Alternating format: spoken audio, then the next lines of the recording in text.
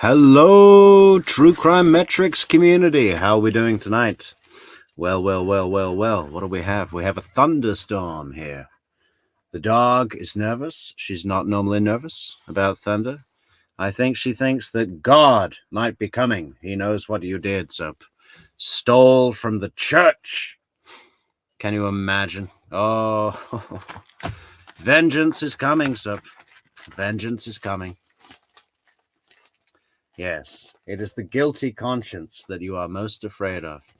Anyway, she'll be fine. She'll be fine in a minute. When she hears all of the chat being chatty in the chat. Welcome, chat. Welcome, chat. Yes, what are we looking at tonight, folks? Well, yesterday we looked at Chandler Halderson's interrogation and surrounding details. An interrogation that really didn't matter. They didn't need it. They had all the evidence. They knew what happened. It was just, well, I'm sure the conversation went like this. It was like, well, should we get him on tape? And the bosses in the police department were like, yeah, that's going to be hilarious. He's going to come in and tell us about his damaged nerve and how his parents packed all the booze and all the cash in the house when they don't drink and they're the most frugal people in the world. It's going to be great. Let's do it. We'll all watch on the live stream. So, but the actual interrogation, there was no interrogation. The questions that the cops were asking were all things like, so just letting the food settle, or and the dogs like to sleep downstairs, yeah? It's just cooler for them, or there was no questions. It was just Chandler being Chandler, which was hilarious. But it was an interrogation that didn't matter. But tonight we're going to be watching one that does, an interrogation that does matter and is particularly unusual in several ways because it really matters. Why does it matter? What interrogation are we looking at today? Well, we are looking at the interrogation of, let's have a look. Where is his picture? This guy. There he is. Anthony Palma. Now that's Palma, not ER like I originally made the thumbnail. But a fantastic new moderator, Carrie Brooke, called me up. She said, Metrix, you spelled it wrong. You're a fucking idiot and you need to change it. And I did immediately. Doesn't he look scared there? Look at him, huh? I mean, that's just like an animal that knows he's been caught and is got a very grim and, as it turned out, short future ahead of him. So, the murder of young Kirsten Hatfield. Where's the picture of Kirsten? Here she is. Oh, and by the way, guys, we're going all the way down to the Sooner State, Oklahoma tonight for this one, a brand new state for the Metrix community. What have we covered now? Obviously Florida, obviously Wisconsin. We've also been to Georgia. I think that's it. Florida and Wisconsin keep us pretty busy. But we're expanding our list today and heading to Oklahoma. So way back in 1997, okay, this girl, what is that noise? There's a dripping going on. That doesn't sound good. Oh, it's just that thing. Well, that's fine. This girl, Kirsten Hatfield, was living with her mother in Oklahoma. Let's have a look at her house. There's her house. I think the red one is Anthony Palmer's, and I think this one is the Hatfield house.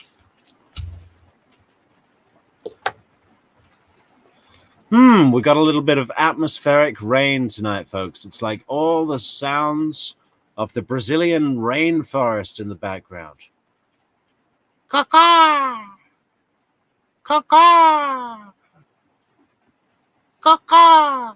That's going to be our series for Sleep Easy Metrix moments. As soon as we release the Soap Snores You to Sleep 6-part CD series Christmas special this year in the shops, in the bookstores, in the supermarkets. Get it while you can. How's this rain? Is it too loud? What can we do about that? Well, we can't do much. This is your penance, Soap. This is your penance. So yeah, 1997. Obviously, there's a search. They don't find the body.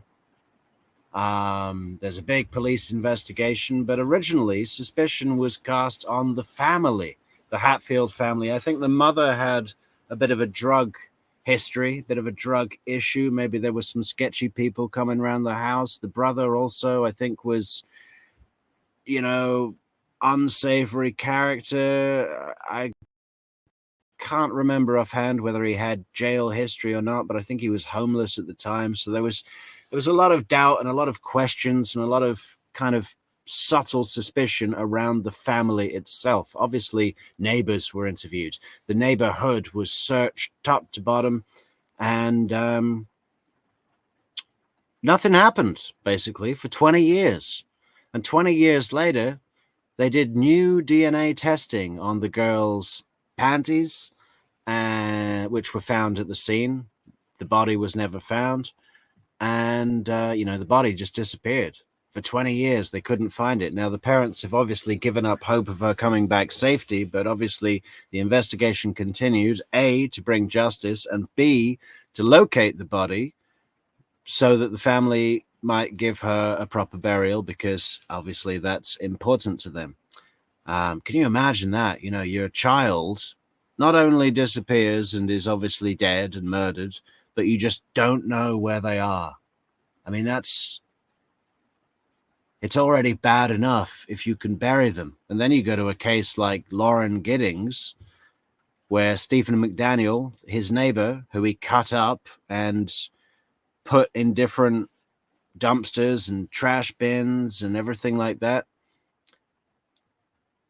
And the cops only managed to, he'd checked all of the schedules for the garbage pickups and everything like that. And the only reason that the cops would manage to find her torso was because the investigation, all the cop cars that had parked around the crime scene had blocked the garbage truck that was coming in to collect the trash. And they found the torso, and then they got Stephen McDaniel, but the family never found her head or hands. It's a nice image when you're visiting the grave site of your murdered daughter to pay your respects and have a happy memory. You're looking at the site and you're thinking, well, she's there, all apart from her head and her hands, which I'd say are really, really important parts of a person's remains, head and hands. I mean, if you're going to have the whole body or not the head and hands, or just the head and hands, and you haven't got the rest of the body, if it was a choice between those two, I think you'd go for the head and hands. It just seems like those are really important parts of the body. But anyway, Kirsten Hatfield's parents didn't even get that. So they're looking, and they never find it. But 20 years later, they do new DNA testing on the evidence, and they go around the neighborhood, and Mr. Palma, Anthony Palma, is still living in the same house, and they ask him for a buccal swab, and he gives it up, of course, because that's what an innocent person would do, right? Of course you can have my DNA. Nothing to hide. Absolutely, officer. Buccal swab me up. Bad move, because it comes back as a 1 in 6 trillion match to him. It's definitely him. Apparently, you could, if you take a 1 and put 21 zeros after it, that's what the number is. That's the probability. One of the cops says you could take people and line them up all the way from Earth to the moon, and that wouldn't be as many people, as 6 trillion. So it's definitely him. And the interrogation, he's brought in, friendly, and rapport for ages. And then they say, look, we know it was you, and the only thing you can do is tell us where the body is. And he just you know, they give him so much room to come to that like realization that that really is the best thing to do. He's done for. He's absolutely done for. He's killed an 8-year-old girl, and we can assume raped her as well. I mean, it seems like he was this kind of guy in the neighborhood. We'll get to this in the interview, but he's like the guy that all the kids go to fix their bike, and he's always feeding them KFC and slices of pizza, and they called it the Kool-Aid house. And I mean, it's just ridiculous, this guy. And this is the thing with pedophiles, right? Why do they always have the same look and attitude and disposition and way they talk? I can spot one a mile off. You know, it's just weird. There's always a big mustache, or usually, you know. Anyway, we'll get to that. But basically, he never talks to the cops. He accepts his conviction. He forgoes his right to appeal. He just says, fuck it, I'll stay in jail. That's it. And it seems like he's kind of on his way to reconciling where his fate is going, in jail forever.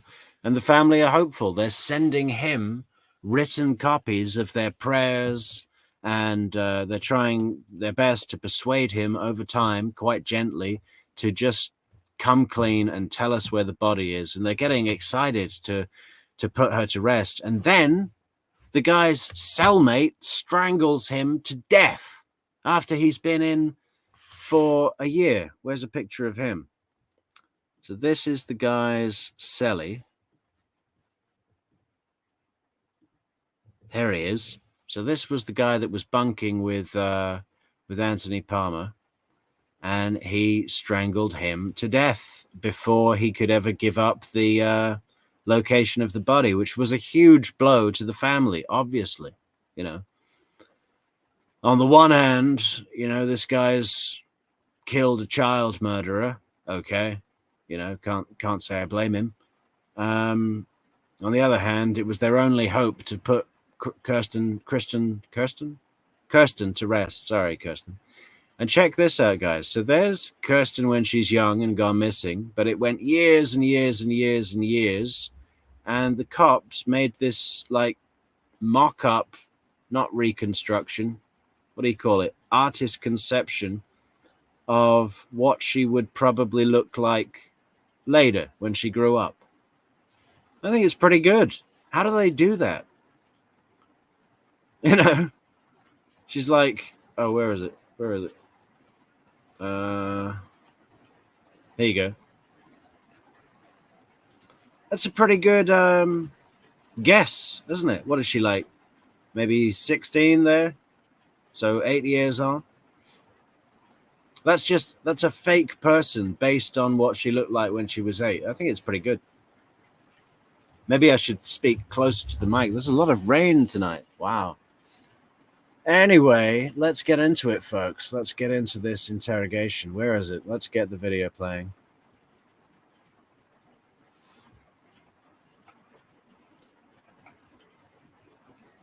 We're the same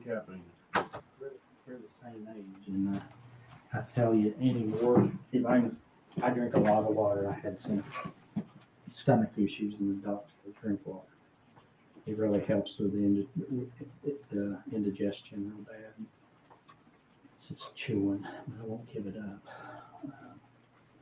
But if I can sleep through the night, or get about 4 or 5 hours, but I have to get up and eat. Yeah, About 6 I o'clock. know exactly what you're talking about. You know what I mean? That's Hey, Neaty. Long time no see. Where you been, Neaty? Good to see you. Fantastic to see you. I knew you'd come back. Hope you're doing well, Neaty. me. When we fly, we have family out of state, so we have to fly there. The day before I leave, I start dehydrating myself. I can't stand to get on a plane and have to try to pee. And it never fails. I don't know if it's the cabin pressure or what. I can go pee 5 seconds before I get on. As soon as it gets up in the air, I gotta go pee. You know, and everyone, you're walking down the aisle trying to get people out of the way. especially Yeah, the first 10 minutes of rapport building is the detective telling him about how he can't sleep through the night without getting up to go piss. They've specifically sent in the most boring detective they have to butter him up about, bladder control, because they're both old. when you got it really, really good. Yeah, so I've learned to just dehydrate myself like crazy before.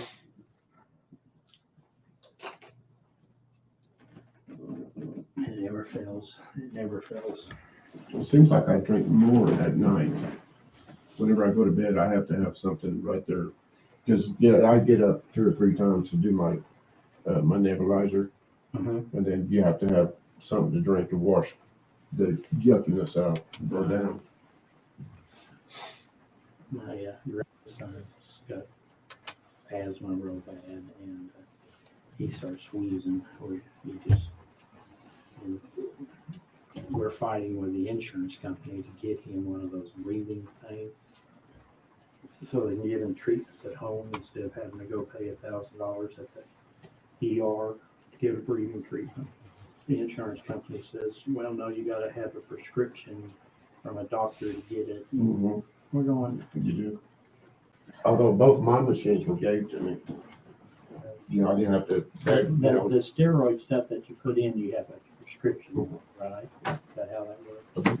You're all sulfate and something. Okay. He's going to be nice to you anyway. Well, I know you said no, but I always told you if you're drinking for somebody, and I'm offering. Wade and them have a little advantage over me, Tony. They've met you before, and I want to I thank you for coming down here to talk to them. Well, as a state employee, it's something we have to do. Well, We have to abide by all well, we appreciate law it. enforcement. As a state employee, it's something we have to do. All law enforcement. How is he a state employee? What does he do? Mow the grass for the courthouse? He's a groundskeeper. Because he can't be a groundskeeper in a school anymore. They won't have him in a school. Enforcement and all that. And here's where we're kind of bad. We're still looking at the Kirsten Hatfield thing, and we're going back and we're talking to a lot of people. And I know over the years, You weren't there the first time they came down, were you? No, I was with Miller the last time we came to talk to you about the other dealership.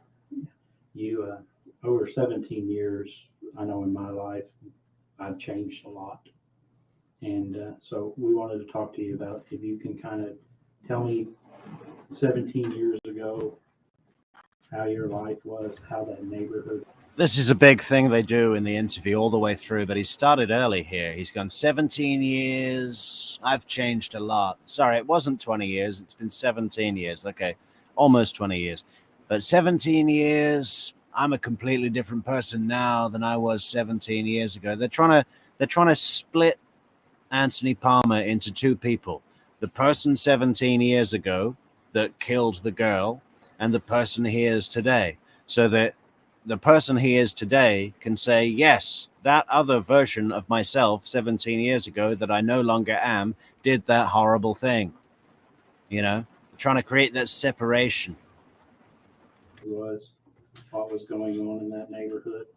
I know I've read some of the reports that It shows a lot of preparation for this interview. They've really come at this hard to say, okay, this is our chance. We've been looking for this girl for 17 years. I mean, what do you think he did with the body?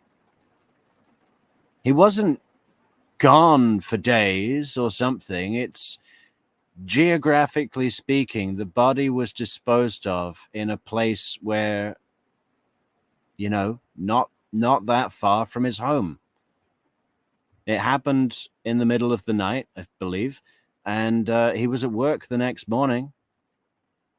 He wasn't gone for 2 days like Letitia Stouch going to drive the body of Gannon from fucking Colorado to Florida. Imagine that, hey, what a drive. from the interviews before and how It appears to me that they call you Uncle Tony around there because you care about the kids. You were feeding Well, some of the kids. yeah. And Basically, when I That moved nature. there, lived there, there was a bunch of older people. That was like I don't know, not no retirement place, but most of the people in that area were old retirees. Yeah. And, Yeah. you know, I like doing I thought that was all of Oklahoma, just old retirees. I mean, isn't that the case? stuff all the time. You know, I was always outside, and if somebody's working on their vehicle, got to go be busybody, hey, you know, and help them, or somebody's washing machine was broke down, and older people, you know, they can't, night older people, Right. you know, can't do stuff. And I've always been mechanically inclined, you know, where I could figure stuff out, you know, Right. or help them move this, or, you know, just, I've always been. What's that about, huh? I mean, one of those guys that, you know, sees a neighbor working on their car, goes over and's like, you know, giving advice or lending tools. What is that? I mean, you know, if someone's washing machine's broken down, is it just a good neighbor or is it more sinister? Is it like, I want to, you know, represent as a charitable, friendly person who helps the neighborhood children fix their bicycles? I don't know about friendly, but neighborly. Right. And that being my first home, Right. you know, I tried to.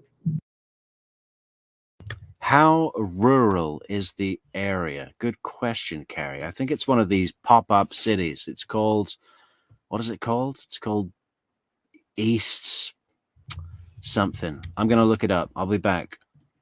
Make it where that neighborhood was my home. Yeah. Well, did you help any of the kids over there?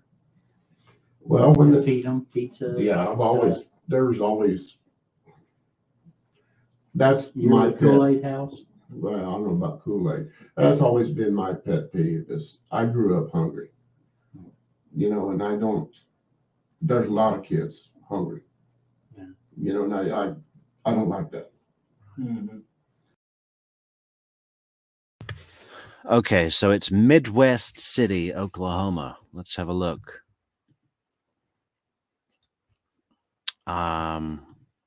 It's just a easterly suburb of OKC. I mean, it's OKC pretty much. It's just not downtown. So it's not rural. So where's the scale of this map? 50 kilometers, 30 miles. So, I mean, where are you going to put a body of an 8-year-old?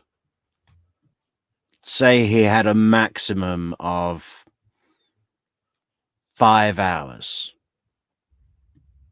to go and ditch the body somewhere and come back. It's got to be like on this page for sure, right? Somewhere on this page. Prague, Mika, Chandler, Stroud, Carney. Look at these names. Tuttle.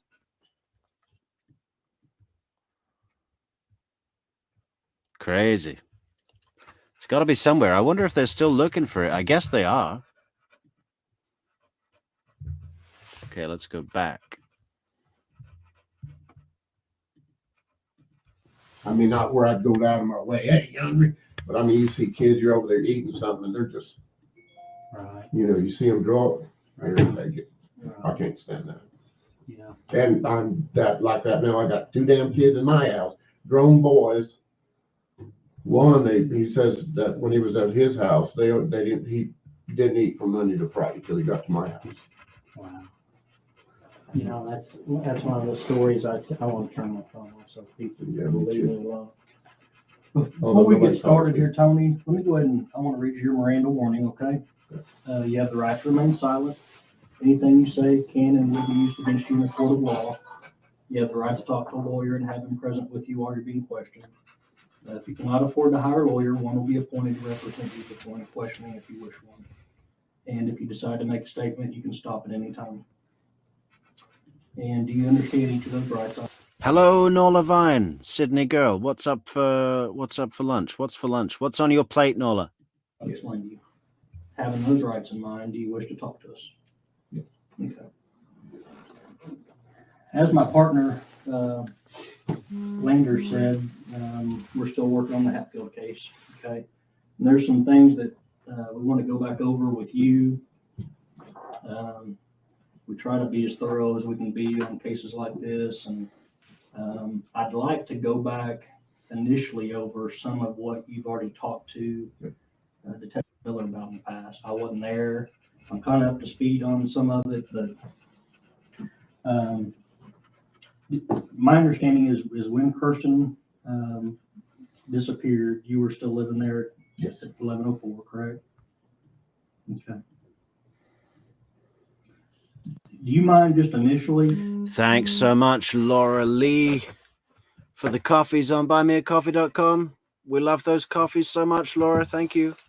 Kind of take us back to 1997 and go back over that, maybe that evening before and into that morning when all of it all kind of started blowing up, and just best you can tell us everything you remember.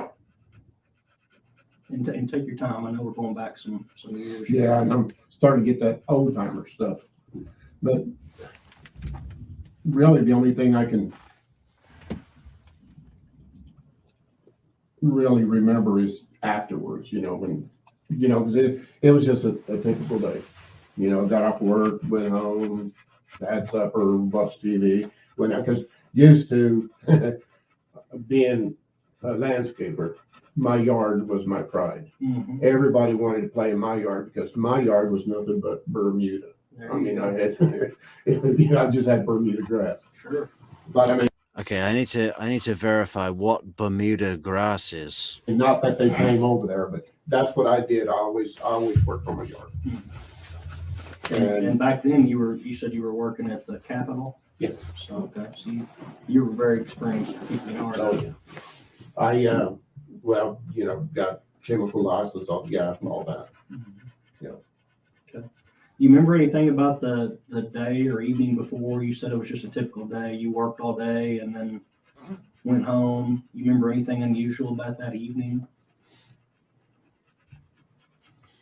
I think it's just springy grass, just like it's real soft or something. Bermuda, comparing warm season grass type. I don't know. I like the look of this Zoysia the best. St. Augustine. No, other than what I told them about, seeing the white truck, in front of the white Chevy truck in front of their yard. Okay. I like I said, I didn't have anything to do with those people. Didn't know them at all. Okay. It's not like I went, hey, yeah, you got little girls. No, it wasn't like that. Okay. I was outside working on my yard, either talking to the neighbors or kid would come by, Tony, can you fix my bike? Stuff like that. It would like. Exactly, Carrie. Can you imagine this guy winning a neighborhood competition for best lawn in town?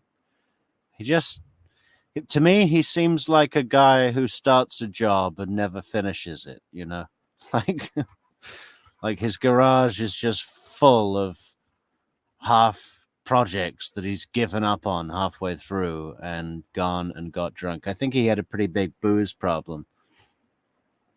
I'd tell them to come over or anything. Mm-hmm. I wouldn't go to other people's houses unless, I was needed or something like that. But everybody just got, Tony will fix your bike and blah, blah, blah, And I tried to make it feel like, that was kind of a safe place, because I had Tristy at the time. Yeah, I wanted to make it feel like my house was a safe place for children.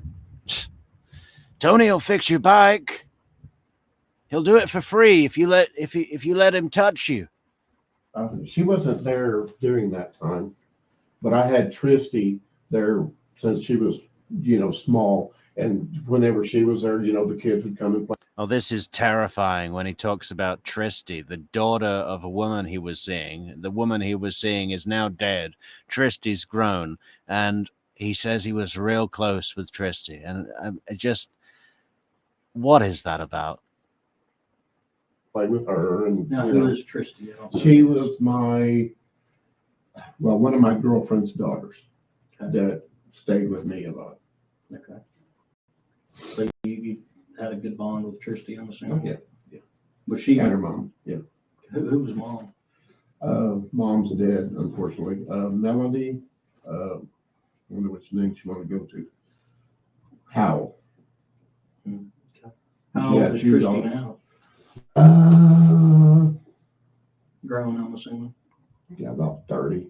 Okay. No, I Exactly, Carrie. Carrie says, I feel like he had a lot of tires all around his yard. This guy never let a tire go to waste. You know, he'd see one on the side of the road, pull over and pick it up, put it in the trunk and bring it home. You know, just in case it came in handy. He's like, yeah, we're going to make plant pots. Yeah, this would make a perfect mold for a concrete footing for a sun umbrella for summer. You know, he has all these ideas, but they never happen. You know, that happened to me once. I came across like a house that was being renovated, and there were all these bricks, half bricks that were still covered in concrete. So they weren't even like nice square bricks. And I pulled over, I put them all in the trunk of my car. I took them home. I stacked them outside the front of the house. A couple of hours later, my girlfriend comes home and she says, Metrix, what are all these bricks in the front yard? And I said, oh, I found them. She said, you found them. Okay. And they're here, why? I said, for the pizza oven. She said, pizza oven. Okay, right. And what is that now? I said, I saw a video online and I'm gonna build a pizza oven. She says, you're going to build a pizza oven. Okay. That's never gonna happen. You know, and it didn't. It so didn't. we don't talk that much anymore because everybody's into this computer stuff, and that's how they communicate. But my daughter was looking on her Facebook, and she'd send us a text that she was fixing to have or that I'm a grandpa. No. She had a daughter. You said you didn't know them, I'm assuming. Yeah, everybody be sure to check out the new Metrix Pets tab or room or server or whatever you call it. You know, it's a section. It's a section of the Metrix Discord specifically for Metrix Pets. Anyone on there, post pictures of your pets. It doesn't matter if it's a cockatoo, a penguin, a tiger, a dog, or a goldfish. We want to see all of them and names. When you're meaning Shannon and Yeah. Kirsten? Yeah. Or, And I couldn't even tell you how long they lived there. okay, I was gonna actually ask you that. So you didn't know how long they'd been living there when this happened? And I going to think they hadn't been there very long. And tell me what you remember about that. Do you remember seeing them move in or anything? No. I'm trying to remember. A friend of mine lived in that house. I can't remember what his damn name is, but he had a janitorial service, Mm-hmm. Janny King, and I visit with him. I helped him put the fence up around his house. You know, helped him. In fact, his boy come up missing one day. Really? Yeah, he was like 7 or 8 or younger than that. And we went looking everywhere for him. We finally found him. He was under the bed. With the plate crawling underneath the bed. But I mean, everybody was freaking. We had Midwest City out there, and of course, you know, everybody in the neighborhood was out there looking. Me and him were, you know, going up street, you know, hollering his name, and then she calls, said, "Yeah, we found him. He's under Yeah. the bed." That's usually where we start. You learn that early on in FTO school. Check all the closets, check out in the boat, in the backyard and shit, you know. So you're saying this friend of yours lived at the house where Right. Shannon and Kirsten lived? Right. Okay. And was that immediately before them, or do you know? You remember?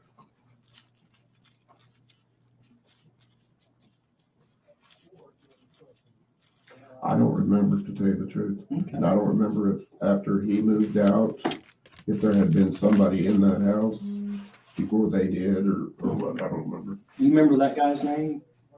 You said you did. William was his first name. Okay. I don't remember what his last name was. That's been a while back. And you said you helped put up the fence around the property, so we're talking about the Yeah, stockade privacy fence in the fence, back? Yeah, So you and William put that up? yeah, plank at a time. The old school way. Yeah. Make it look nice that way. Stick at a time, yeah. No, actually, we had to put it up twice. These cops really love selling the whole, yeah, that's the old school way. Remember back in the day when you had to put a fence up a plank at a time? We're all working men here. Good old boy, Oklahoma fucking fence putter-uppers. We're the same. We're all old. Twice because we had a storm coming in at one side all the way back down. We had to go right back up. We got him to finally put the metal holes. Yeah. Okay.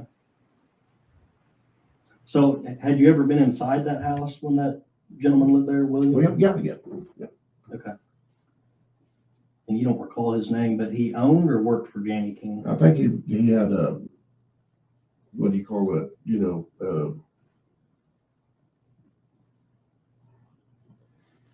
anyway, yeah. Janitorial service? Yeah, it was a janitorial service, but, you can have a piece of that company, but you still be the company, but you're your own boss. Franchise. That's the critter I was looking for. So you never, I'm assuming you probably saw Shannon and Kirsten running around the neighborhood and so forth. To tell you the truth, until that happened, I think I seen the kid one time. She was playing with Crystal that lived up the street, but I don't remember if it was in that time frame or what. I don't really know because like I said, I didn't pay no attention. Okay. Do you remember ever like giving food to Kirsten Oh, or no. talking to Kirsten? No. Was she ever at your house? No. Anything like that? Okay. No. And do you remember? I'm actually. And Anthony Palma really distances himself almost pathologically away from the Hatfields. He's like, I didn't know him. I didn't have anything to do with those people. I never gave that kid food. He's like, if that was his deal with everybody, it would make sense. But he's just said that he's helping every neighbor in town, either with their car or their washing machine. He's feeding every child on the block legs of chicken, But whenever it comes to Kirsten or the Hatfields in general, he's like, nope, didn't know him, couldn't tell you, don't know. It's a red flag. A leery guy until people start coming around. I'm just oh yeah, I will be your friend. No, not like that. Yeah. But I didn't know. I didn't pay attention to who all was there or who they were. And things like that in my world just fall in place. We accidentally meet. Oh, okay. Yeah, no, I know you. Right. Then, but no, never. Do you ever recall helping Kirsten with her bike or anything? You don't remember any interactions with her at all? No, I know there wasn't any interactions. I didn't know them at all. And like I said, I don't even know how long they've been living there until that happened. Okay. Because I was always, that was back when I was fishing. I'd usually come off of work and load up my poles and go to Draper. And sometimes I'd stay there all night. Mm-hmm.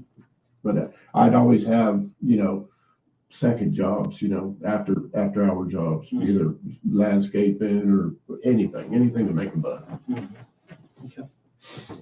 I'm pretty sure that Detective Miller talked to you this before, but am I correct that you said you had never been over there mowing for Shannon or No, working on never. her property or? Okay. No. Seems like that come up. Somebody thought you might have been mowing over there or something. No, he was asking if it's about something about a handyman. Is what he was asking me about. Okay. Well, do you remember ever mowing over there or No. anything like that? No. Okay. While they lived there, do you remember ever being in the yard, the front or backyard for any reason? Okay. How about in the house? Nope. Okay. And So there was no- never any time No. that Shannon asked for your help to No. fix this or that, or No. mow the yard for me, or, Just tell you the truth, the only good, and I didn't even recognize her when y'all showed me the pictures of her. Mhm. That was the only time I could actually say, okay, that's, I met her once afterwards. She was going up and down the street and, she was still looking for her kid and, I met her once. I gave her some money so she'd have gas money so she could keep doing what she was doing, was this like in the day? Oh, you gave the mother of the child that you murdered gas money so that she could continue looking for her daughter that you stole and probably raped and murdered. Well, that was charitable and sick. Days after, or Yeah, we're talking a long days time? after. Let me bounce back a little bit. We got off a little bit off track. I was kind of having you go back over what you remembered through the night, and I read over the FBI notes that they took when they talked to you. I guess there was some information about you hearing dogs barking. Yeah, I had a dog in the backyard, his name was Dog, about 3 or 4.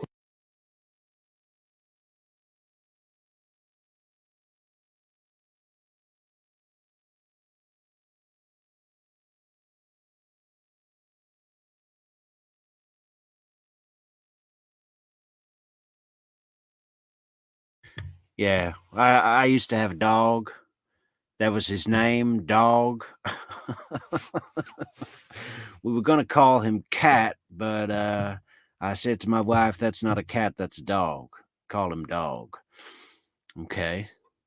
I mean, is that a good name for a dog? Or, I mean, does it make sense? I guess it does make sense. It makes more sense than calling it a hedgehog. I think that'd be a cool name for a dog. Hedgehog. Hedgehog the dog. O'clock in the morning, he went to raising hell.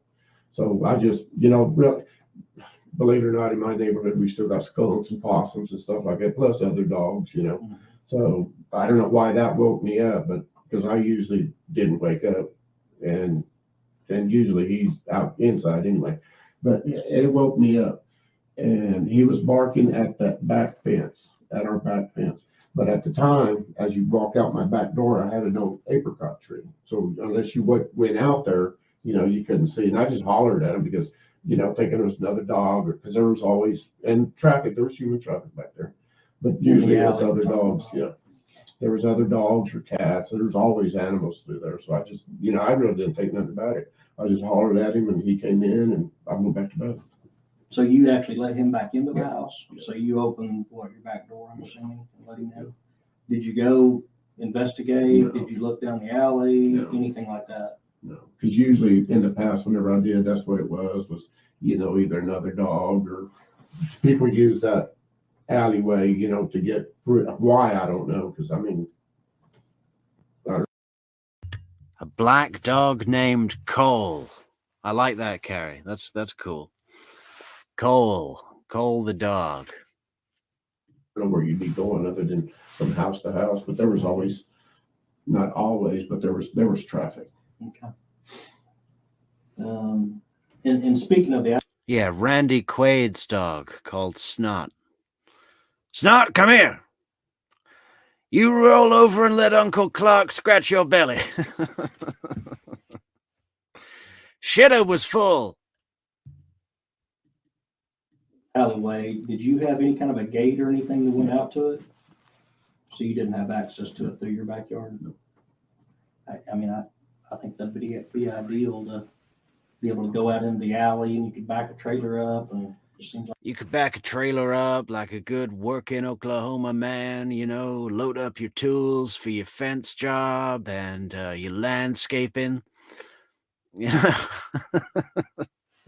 That'd be ideal. You didn't have a gate at the back of your yard, pull up a trailer like a good, honest working man. He's like, there's this whole thing about the gate. He's already said on a written statement that his gate was ajar, and now all of a sudden he didn't have a gate. There was no access to the backyard. He obviously went through the gate to get the girl, right? This whole thing about his dog called Dog, barking at the gate. He's trying to create this, oh, there could have been human traffic. There could have been a guy lurking behind the gate. And have access to it through your backyard. Because I mean, I don't know where you'd be going other than from house to house, but there was always, not always, but there was traffic. Okay. And speaking of the alleyway, did you have any kind of a gate or anything that went out to it? So you didn't have access to it through your backyard? I mean, I think that'd be ideal to be able to go out into the alley and you could back a trailer up, and it seems like everybody'd have a gate. Well, the house next door to me didn't have a fence. So whenever I weed eated or, did whatever, because I always weed eated, 2 foot around from my fence, next door, and then that alleyway, which the alleyway was. Because I read your statement, you said you saw your gated. Weed eated. Isn't the verb of weed eating the past tense participle weed ate? After I weed ate? Which gate was that? Gated door. Yeah. You didn't have a gate on the back or on the side? Did you have a gate on the side of the house? Yeah, we got a gate. Well, it's a gate, but no, it wasn't a door. Yeah, it was a gate that didn't exist, that I just said didn't exist, but it wasn't ajar. I mean, it was there, not existing, and it wasn't ajar. What? That makes perfect sense. You haven't caught me out in a lie. What are you talking about? The gate that didn't exist was not ajar and was not there anyway. Okay. And he's just doing that silent stare thing, like he's waiting for them to say what's weird about the fact that he just got caught on. What are you trying to say? There was a gate, yes. Even though I just said there wasn't one. But it wasn't ajar. I mean, it was a gate, but it wasn't ajar. What? Anything else that night after you let Dog back in? Did anything else occur that you remember?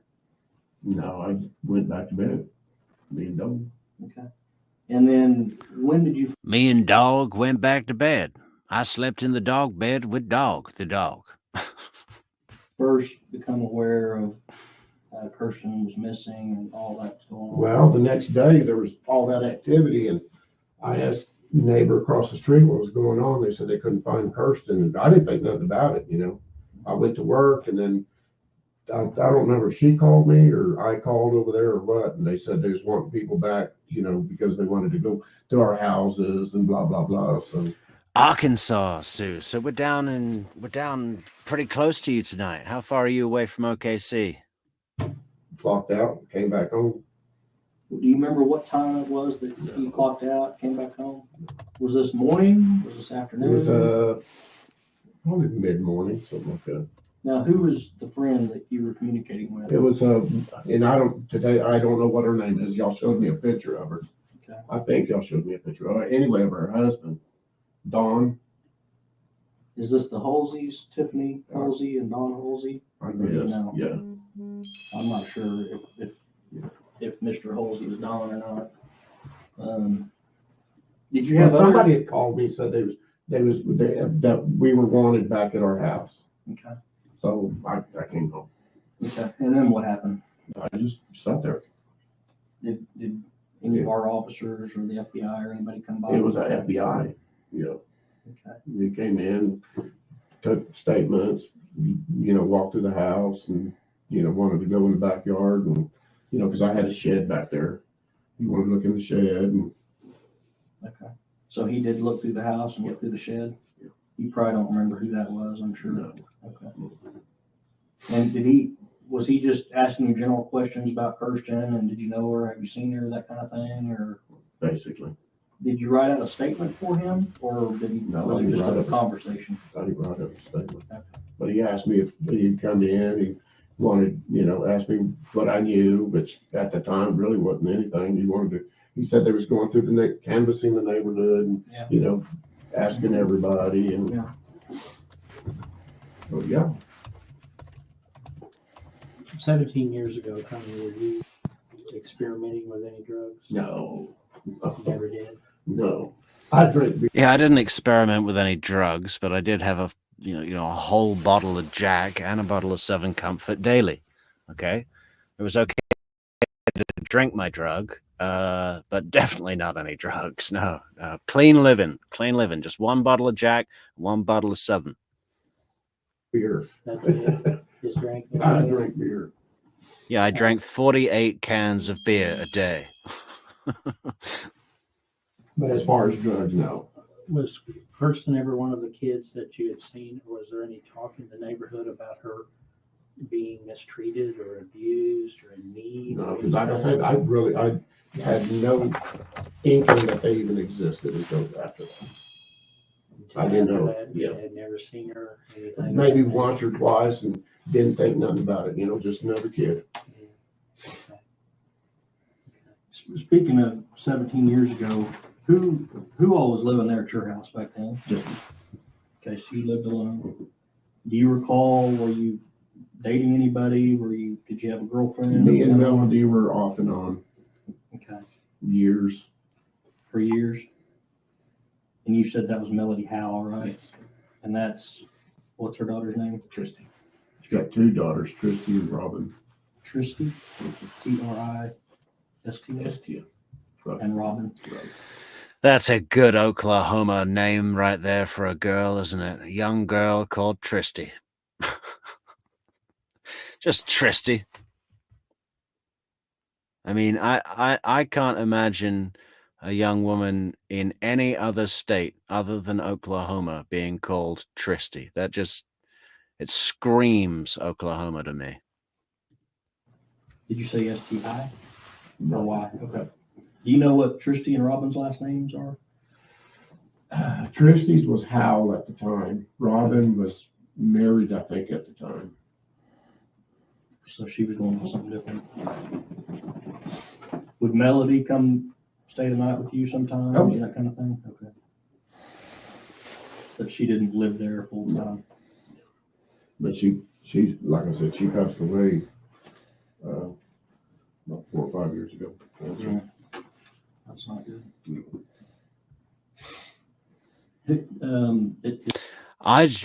If I were the detective, I'd be like, from what? What did she pass away from?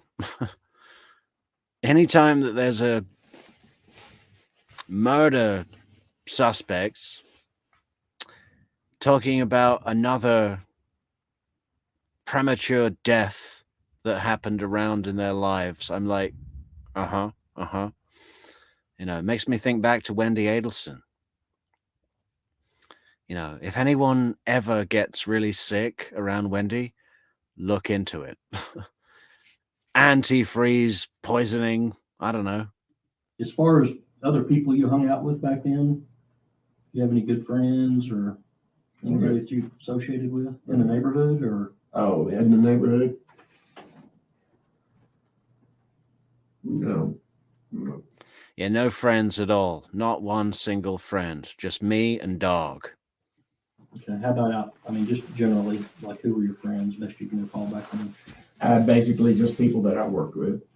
Okay, up there at the Capitol? Right. No long lost pal from school or anything? No. I guess you moved off from New Mexico and left them there, didn't you? And I'm not the kind. Oh, he's from the land of enchantment? Uh-huh. Well, that's like the Oklahoma of the West, isn't it? I don't know. And that goes to a bar. If I'm not drink, I drink at home. Doesn't even go to a bar, just sits alone at home and drinks. I mean, that is not a healthy thing for someone who has the kind of struggling urges that this guy obviously has with small children. He should not be festering those urges at home alone, drinking, while unsuspecting 8-year-olds are being just moving into the house next door. That is a bad idea. That is a bad idea. I mean, I know I've met a lot of people, but So you would drink some, but didn't experiment with drugs, didn't do marijuana, anything? no. Did they drug test back in them days? At your work? Well, they always hung that over on us, you know, but we never had to, got UA. Okay. So it was kind of the threat. Yeah. There were some, I wish they would have. You ever had any trouble with the law? Oh, yeah. Before? Years ago, first degree burglary and assault and battery with a dangerous weapon. I think I told your partner about. Really? Back when I was a dumb kid. How long ago was that? I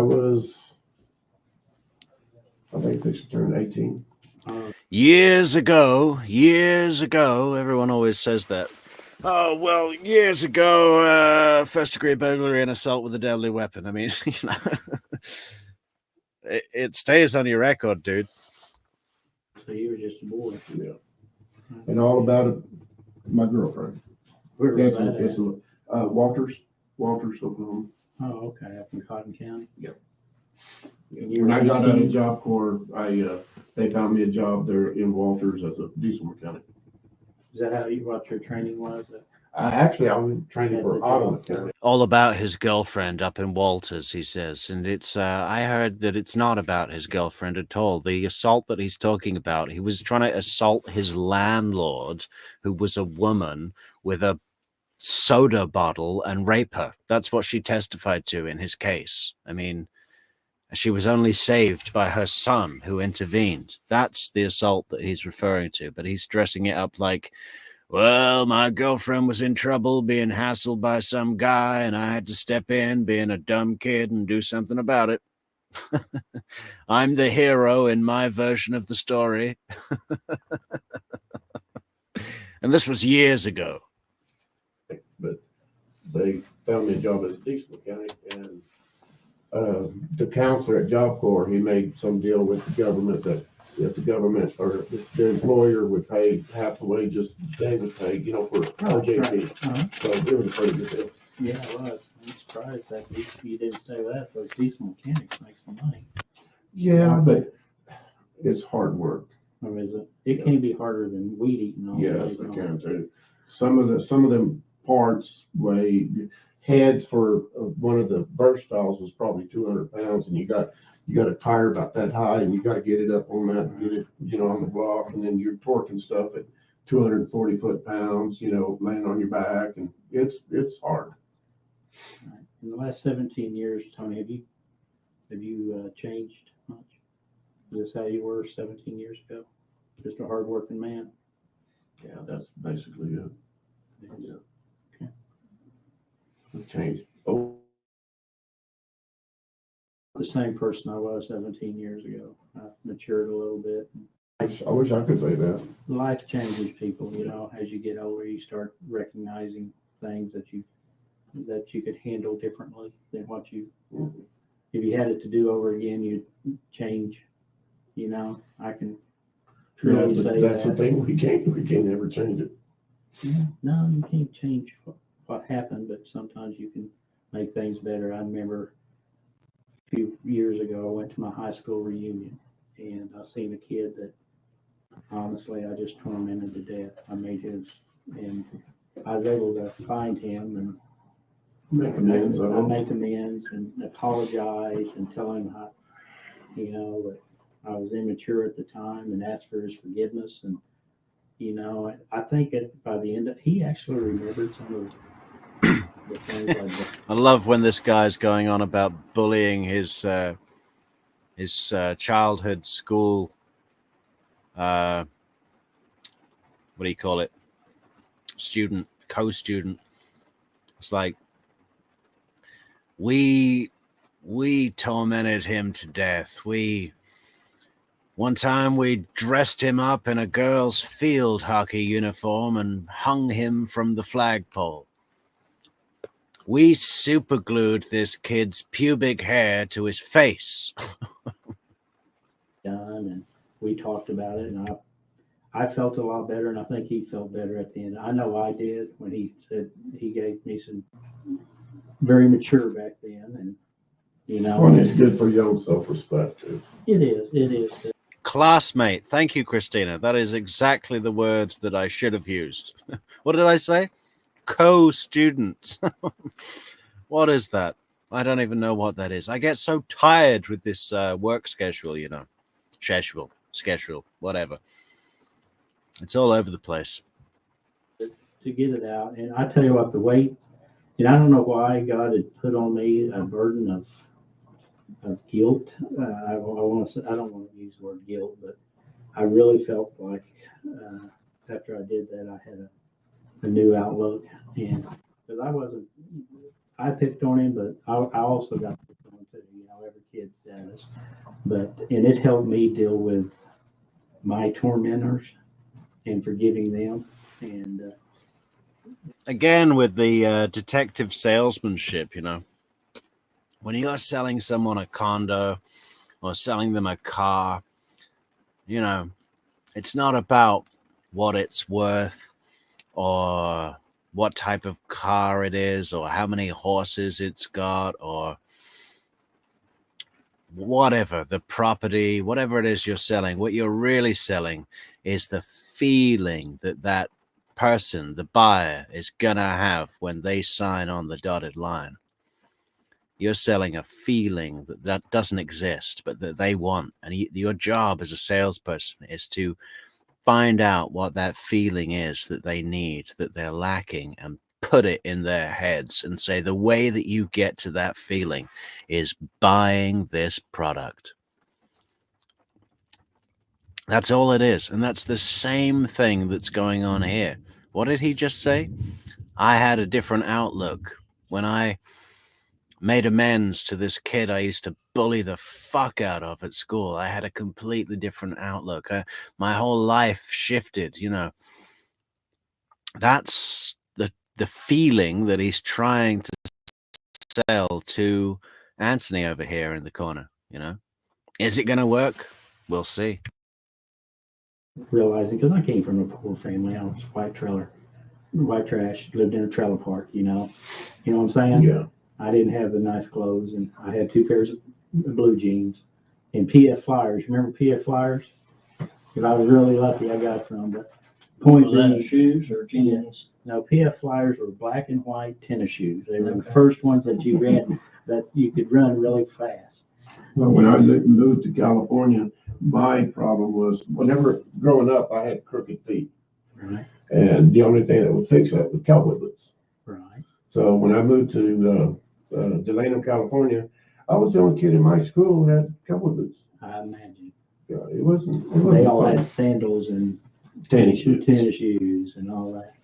But, I felt very fortunate to be able to, that he was at this reunion. And, we were a small class. There was only about 50 of us, so we all knew each other. And, he was dirt poor like me, and which made it even worse. I should have been picking on the rich kid. on the rich kid, but I didn't. The point being that I really felt a lot better about it. And even now, that was my 25th high school reunion that I was able to do that. He still picks on me though, so he really hasn't changed his But ways. Once a boy, always a boy.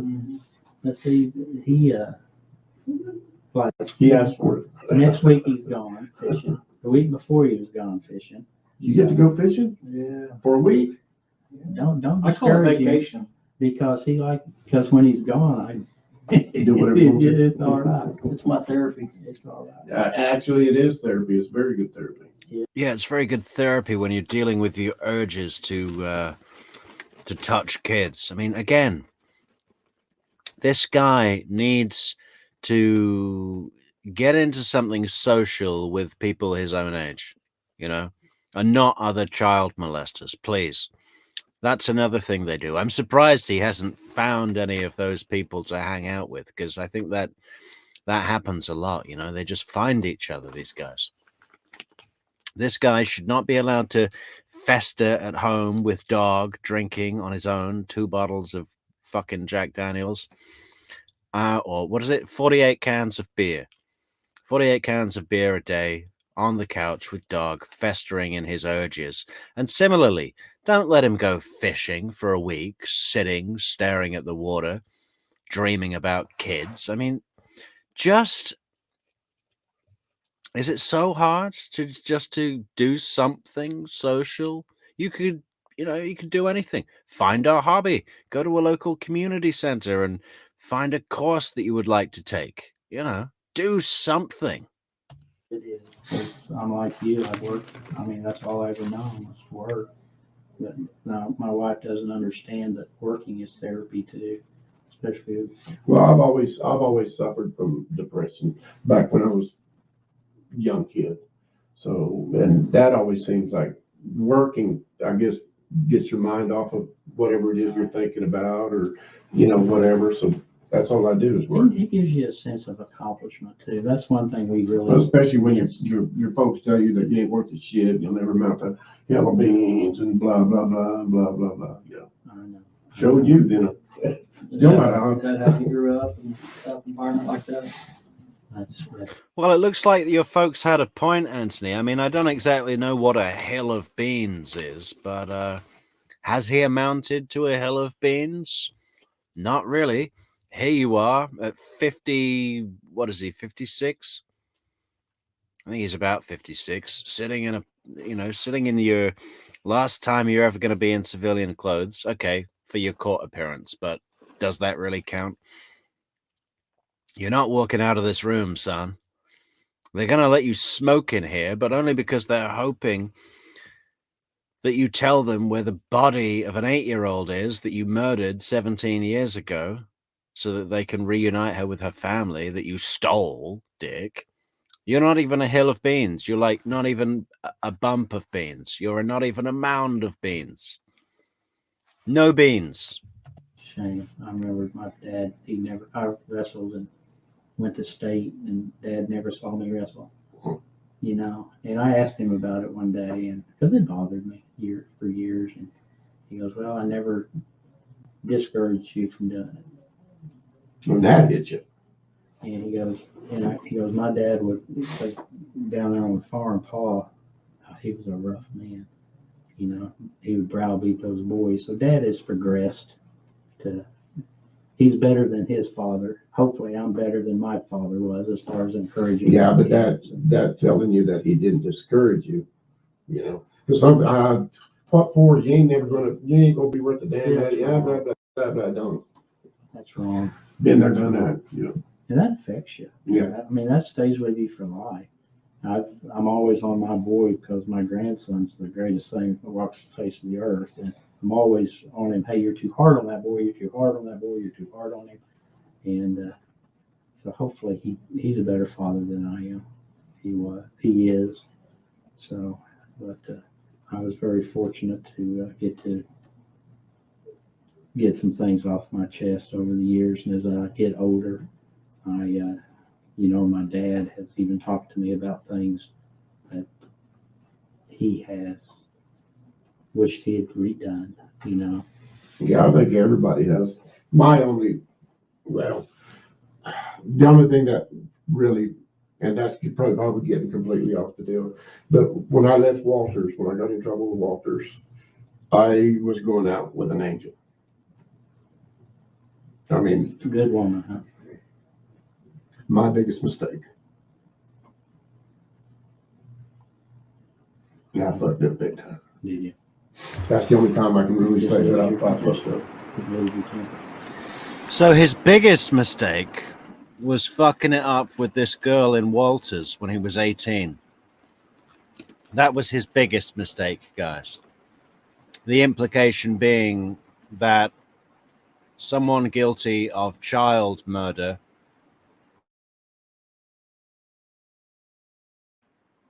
with an A mistake, right? He's trying to be clever. That is a little bit clever. I'm actually up with that. I mean, it didn't work, but it did show some cunning. We'll give him 1 point for that. 1 bean. Well, yeah, that's basically what had happened. You know, he was picking on her, and I had, like a dumb kid, had to go do something about it. You know. Not necessarily a dumb kid. Sometimes maybe I would do. Well, now you know. Yeah, like a dumb kid.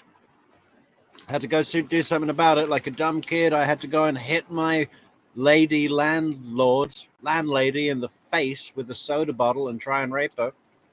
Like a dumb kid would, you know. Crazy dumb kid. There's other ways of doing stuff, and of course I've been drinking. Yeah, there are other ways of doing stuff, like pay your fucking rent, dipshit. That's not the best decision-making process. Conducive to great decision-making, believe me. I was telling my partner as we was driving out to your work that I was 16 years old and we'd cut school. And back then, that's where we Do these cops not look like they have the most comfortable interrogation chairs on the planet? What is that? That is like the orthopedic 3000s. Look at that chair. It's thick and leather and cushions, and it looks like it has a range of settings. Amazing. we went drinking. Dirty Bird. Dirty Bird. Did And you have lose any jewelry after? no, but I put my Mustang in the ditch out there, and I shouldn't have. And I tried Like I to was hide it. telling them, I've probably found 200 gold rings since I've been out there. Wow. Wow. That's awesome. Do they wash up on the bank with current and waves, or do you think they get lost there? Well, they get lost and then they get covered up, you know, because of the wave action, and then the wave action uncovers it again, and then you have to be at the right time at the right place. Yeah. So every time, you know, after it wind's blowing, you know, I check my shoreline because I hate glass in the water. Yeah. That's another one of my pet peeves. Yeah. Stepping on that. Yeah. Well, first month I was there, I was out at Turkey Pass. Yeah, it's another one of his pet peeves, folks. Glass in the water. Starving kids and glass in the water at the lake.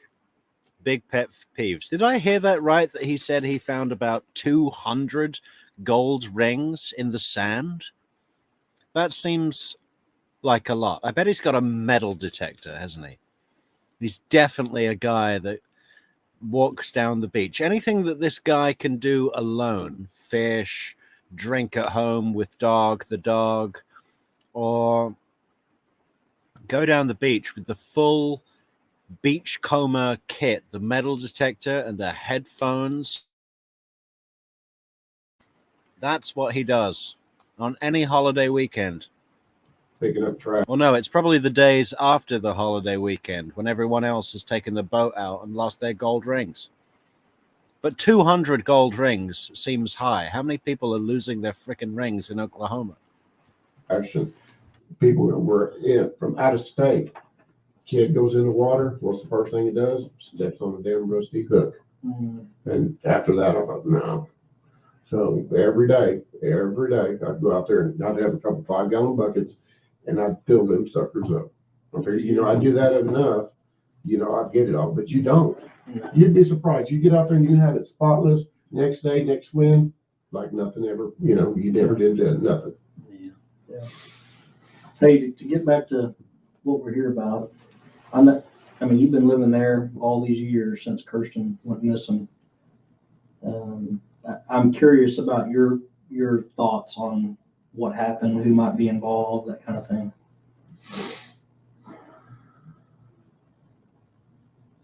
I don't know, to tell you the truth. Like I said, I didn't know him. But one thing that's always bothered me, that she left, the mom. Mm-hmm. She went to Jones, I guess, with her dad or something like that. You could have got me off out of my house. I mean, I know, what if she comes back, or, you know, what if somebody makes a call, or, you know, something like that. There was no way I'd left that house. And that's the only thing that bothers me. Yeah. So you felt like she shouldn't have left, huh? Yeah. Yeah. Did you ever at any point over these years or So is he trying to blame the mother again, saying, well, I don't know, I didn't know him, but the only thing that bothers me is that she left. You couldn't have dragged me out of that house. What if the girl came back and years later?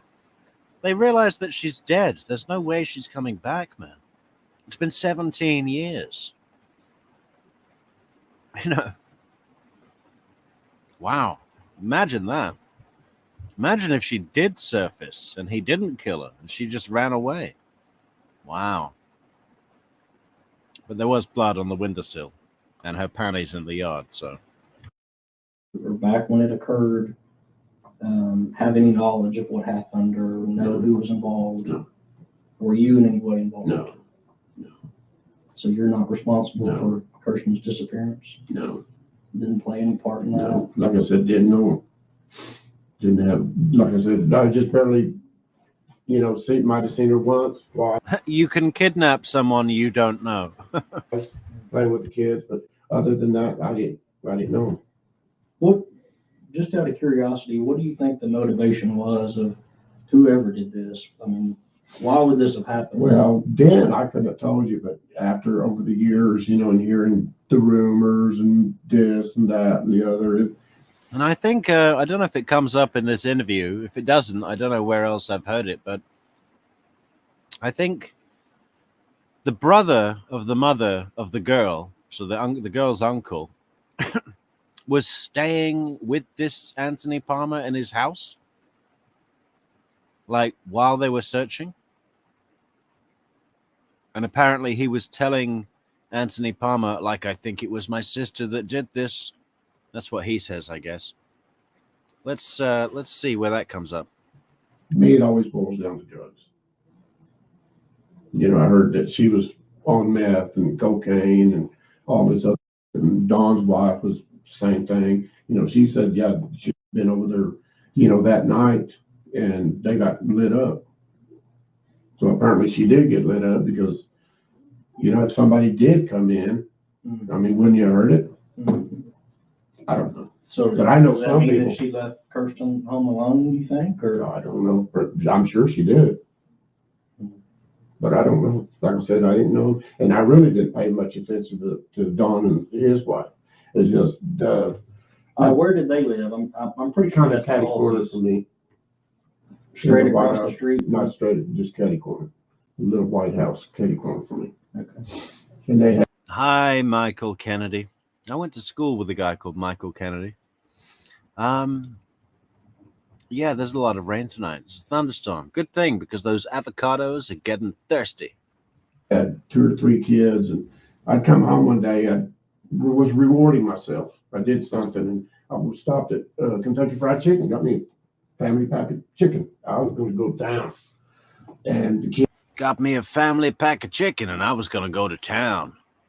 How much chicken can one person eat? I mean, a whole family-size bucket of fried chicken? I mean, I'm not going to lie. After a thigh, a leg, and a breast, I'm done. That's half a chicken. That's all you need. You're going to have fries on top of that. Probably, what else comes? Coleslaw? I don't know. Sweet corn? Kids, whenever I walked up, they was just the way they were eyeballing me, like they hadn't ate nothing. I mean, they were really, if you'd have seen them, you'd have thought that too. Because I mean, they were skinny. So I got me a piece of chicken. I was chewing on it, and they just, you want some chicken? Yeah. Is that all right? They can. This guy's thought process while he's standing in the KFC or waiting in the drive-through line is like, yeah, I could get the meal for one. Or I could get the family bucket jumbo size to lure in the children of the neighborhood to come to my garage and, I'll hand them each a chicken. And maybe one of them would be comfortable enough to sit down with me and eat. Sick guy. I mean, he makes that decision process in the KFC. Now this, yeah. So I just gave them the whole damn thing. Yeah. That's good. Because I'm no, it's not now. It's something everybody do. When you got kids that are, you know. Yeah. And I know he was a welder by trade, but he, you know, talking to him a time or two, you know, things weren't going right for him, and you know, he didn't have money and all that. So yeah, I didn't have a problem, you know. Who are we talking about? Was a welder? Don.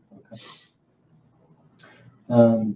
From looking back over the history, I understood that Shannon's brother, I guess, stayed with you for a short time. Aaron. Yeah, Aaron. Tell us about that. How did that happen? And He was in the neighborhood, you know. Yeah, here you go. Here's the brother staying with him in the house. I mean, how weird is that? He's giving the woman money to drive around and look for the kid that he knows is dead, and then invites the uncle to stay with him in his house. Okay. Apparently looking for, you know, his niece.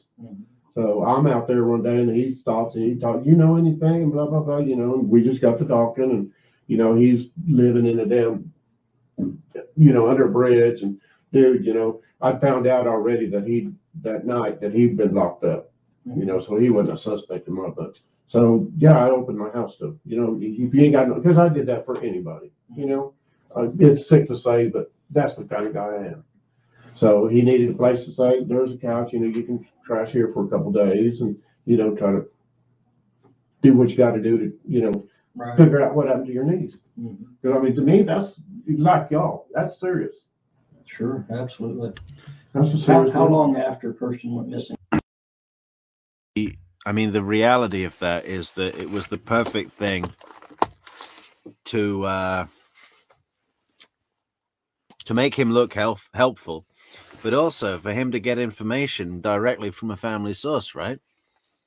I'm sure he was asking all the right questions to check if he was under suspicion himself, and to maybe plant seeds of doubt about his sister, you know, the uncle I'm talking about.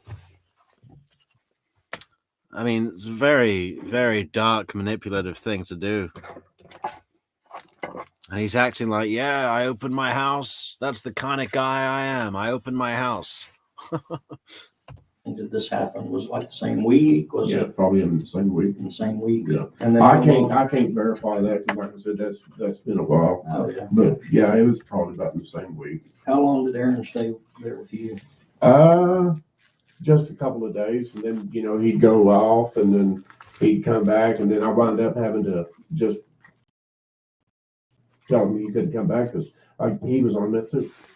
At the time didn't know it. And I think too, because you've heard that Shannon was using drugs too. I mean, I don't know for a fact, but that's what I heard. And I'll just say this: if you ever partied with them, if you knew they were doing drugs or witnessed it, just tell us that. No, no. We're not. No, I don't. No. Like I said, and y'all know, you got people that do drugs, you got people that drink, and you don't do drink, and you don't, you know, I drink. Yeah. But no, I never party with them. And I never party with Don and his wife. Is he trying to say that you either or drink or drugs? You got people that drink and people that do drugs, and no one that drinks ever does drugs, and no one that does drugs ever drinks. I mean, what the fuck? What is that? That is the stupidest thing I ever heard. Now, did you know Aaron at all before? No. So you'd never met him, never talked to him before either? Did he ever confide in you anything about the case or anything about Just Shannon? he couldn't clear his sister. Those words will always, you know, I can't. Hey, thanks so much, C. Malone, for the coffee on buymeacoffee.com. That's very much appreciated, C. Malone. I see you've got a picture of a dog as your profile picture. Come over to the Discord Metrix Pets page and post up your pictures. By the way, guys, remember to subscribe to the channel, like, share, leave a comment. We just crossed 2,500 subscribers. That took a little while to come up from 2,000 to 2,500, but it is a landmark. So it's being announced here in this statement. Congratulations, guys, and congratulations, Metrix. Yeah, please do support the channel on buymeacoffee.com/True Crime Metrix if that's something you'd like to do. If not, just leave a like on the video, subscribe to the channel, share, leave a comment, subscribe, and Metrix, Super Metrix, and super chat, super sticker, and super thanks. And super thanks to everybody. Thank you. Deal is the way he said it. I can't clear my sister. So he I can't clear my sister. It must have been the sister. It's not me. It's not me. was suspicious of. They haven't told him that they've got irrefutable DNA evidence yet. I mean, how he hasn't worked that out, having just given a buccal swab like, what, I don't know, 2 weeks ago, 1 week ago, whatever it is. And now he's been called into this interview with these two bladder controlling, gate putter upping, older Oklahoma good old boys. Shannon. Did he ever? Oh, you got a gate at the back of your yard? That sounds ideal. You could pull a trailer around and everything. You could load up your tools or your fence posts for your landscaping and your government work. Would give you any real factual information that would be beneficial to the case? No, like I said, I'm here on my own free will. If I had any information, yeah, I'd give it to you. Because that'd be the same thing if something were to happen to my daughter. My God, yeah. I don't know how she does it. I mean, if she's innocent, God bless her soul. I don't know how she does it, because I just thinking about it. What would I do if my daughter come up missing? Oh, yeah. And she's my world. That's all I've got. My old lady can go to hell, but my kid, that's no. Yeah, I agree. That's not me in jail, because I'll be carrying Midwest City. It's hard to imagine.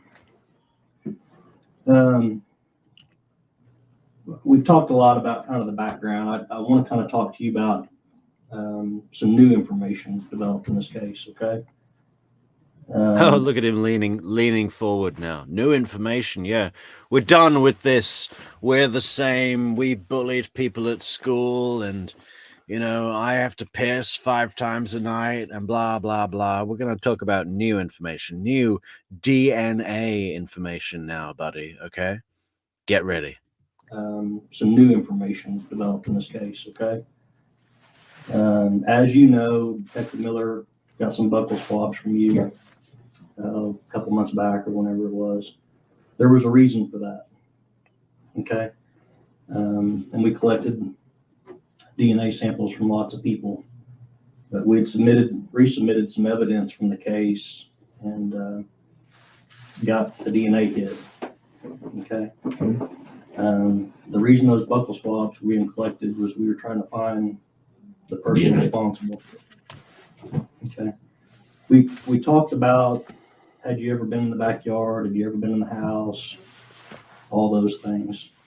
And you said you hadn't. Not while they were there, no. Okay. Well, I don't believe you, Tony. I don't think you're telling the whole truth. What was that? What was that? It was like acid reflux or something. A whole shot of Jack just came up from his stomach into his mouth. Not while they were there, no. Okay.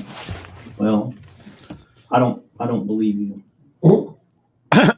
Tony. I don't think you're telling the whole truth. Okay. Your DNA is in the backyard the morning that she was discovered missing. Okay. And Hey, Anne-Marie. Yeah, it's a little bit of an old case.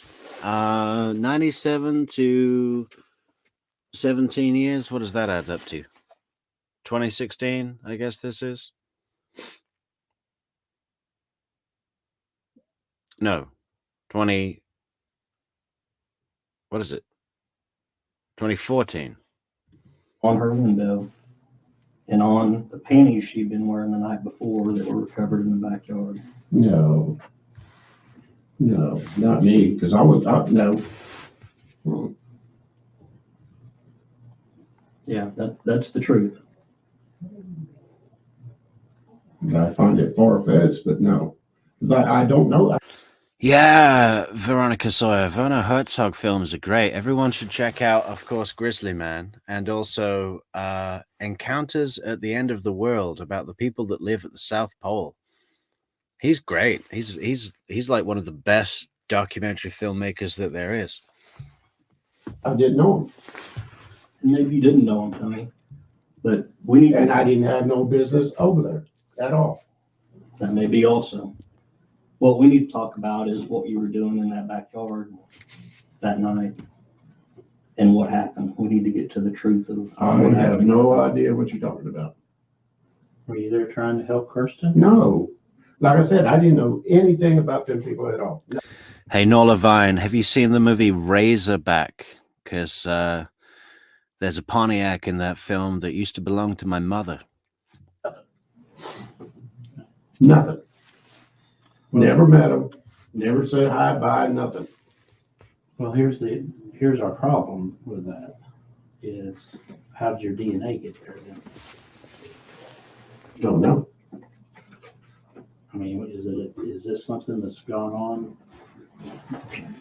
Tony, that is this one of those things from 17 years ago that a split second decision has haunted you for 17 years? I don't know what y'all are talking Were about. you there to help her? No. Like I said, I have nothing to do with them people. Nothing. I didn't know them at all. So how did your DNA I get have on no idea. there?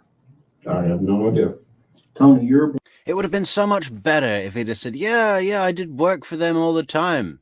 And I cut my hand when I was, fixing their window to their child's room. But he's already sold this thing. If I had nothing to do with those people, I was never around there when they were there. I was never around there at all. I didn't even know him. I had no business being there. Well, how come your DNA's there? Whoops. blood is on her window. Your blood is on Kirsten's panties. I don't see how that can happen. Well, it happens when you're injured in some way and your blood gets transferred to her window and those panties. And And here's it what gets I left think. behind. Yeah, Veronica Sawyer, poor Timothy Treadwell. But, it seemed that Timothy Treadwell got something from the Bears, from hanging out with the Bears, that allowed him to come away from his history of severe substance abuse. It replaced it.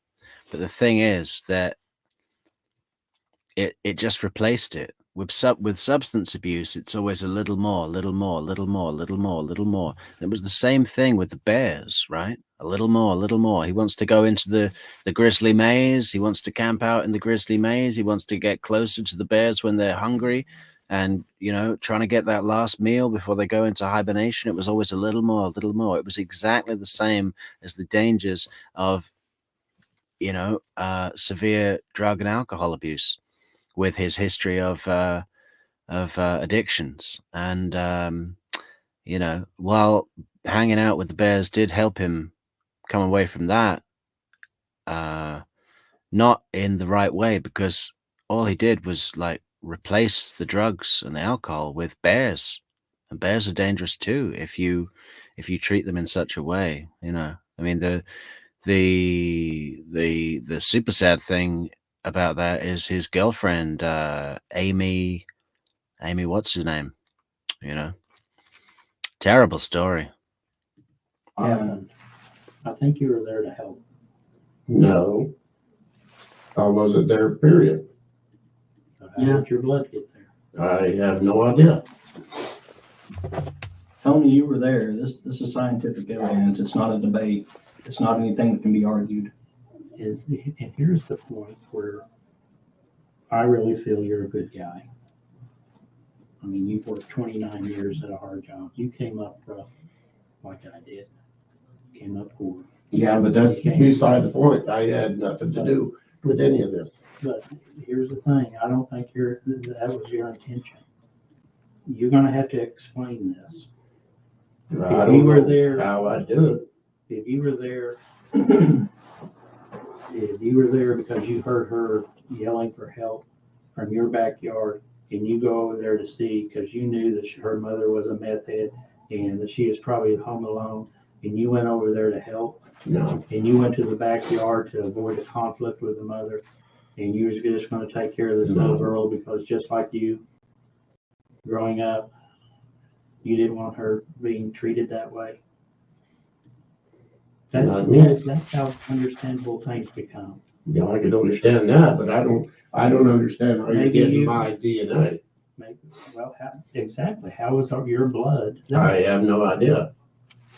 Well, I wasn't there at all. we weren't there either. All we have is the evidence that was collected. Hmm. I didn't collect it. It was collected 17 years ago, Tony. But it's there. And we have to deal with this. And you're saying you were never there. No, There's no reason it should be there. no. It's not helping your cause. What's going to help your cause is to explain to us how it's there. I Because the don't fact, have a clue. because the fact it's there is the gorilla in the room. Now, there's a reasonable explanation as to why you were there. You were there to help her. No, You were there for, you had a relationship with Shannon. no. Never knew her. You were there as a peeping Tom or something of this nature. No. Then those are explainable. Yeah, I understand that, but Any one of those excuses would have been better than what he's going with. I was a peeping Tom. no, never there. Never there. Never there. Can't give us any reason No. why your blood would be there. No. Tony, the worst thing you can do for yourself right now in this position is lie and not be truthful. I'm being truthful, dude. I don't know how, I can't explain that, why that y'all are finding this. Well, your blood is in that backyard the morning that she's discovered missing, okay? This is your chance, Tony, I understand to that, but explain what happened. Maybe you didn't mean no. for whatever I was happened to not happen. there. You were there. You were there. Was There's you no in doubt a about depression? Was that a period when you were going through a depression and drinking and getting depressed, and you don't remember until later what actually No. occurred? I don't even think I was drinking that night. Tell you the truth, I might have been, but I don't think so. And I was in bed. And So I'm this pretty isn't sure a- I don't sleep well. This isn't a deal where you got drunk the night before and actually went through with some urges you had, No, whether you're attracted to little girls No. or whatever your I've thing never might been be. attracted to little girls or little boys. Well, once again, how is your blood there? I don't know. Do you not believe me when I tell you that we have your DNA? No, I don't. You don't believe me? Okay. And I can show you the. Oh, I'm sure you could if FBI. that's with that, but I don't know how that could have happened. Well, there's I more. wasn't there. There's more to this story, Tony, and that's what we're hoping to get from you today. And this is your opportunity to be truthful and to take responsibility for whatever happened. Yeah, if I was responsible, that'd be different. Well, with that said, were you there and somebody else was there and actually took her and maybe you left I your was DNA not behind? there. I'm not into little girls and I'm not a window peeper. Okay. Well, is there some other explanation for why you were in that backyard that night? I wasn't in that backyard. I don't know how my blood could have been there or what. I know I went to bed. I know when the dog woke me up, I didn't go out my back door. I let dog in and I went back to bed.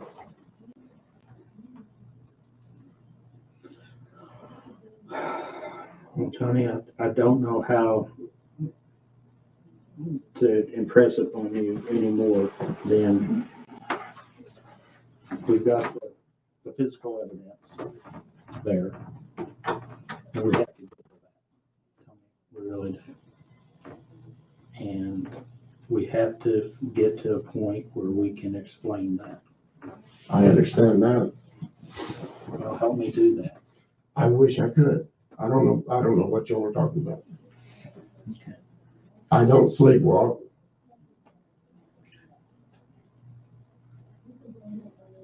Tony, I think that you've been living with this a long time. And I think Living with what? with what happened.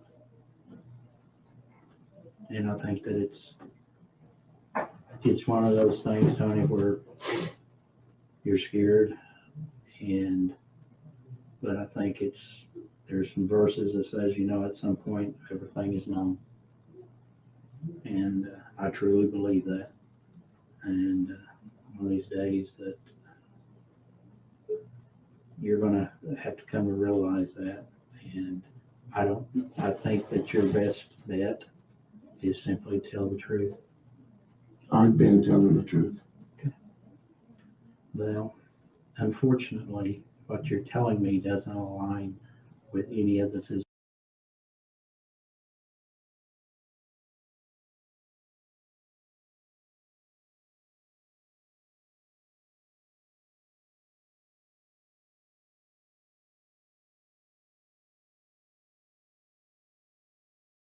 And I really think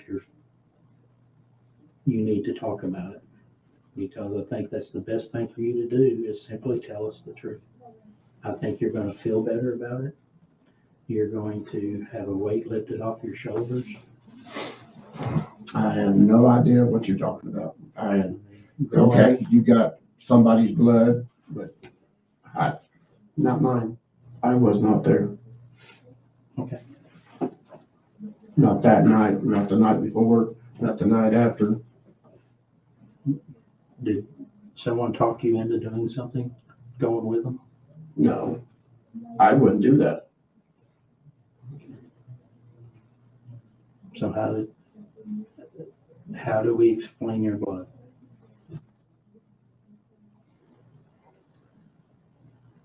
I have no idea.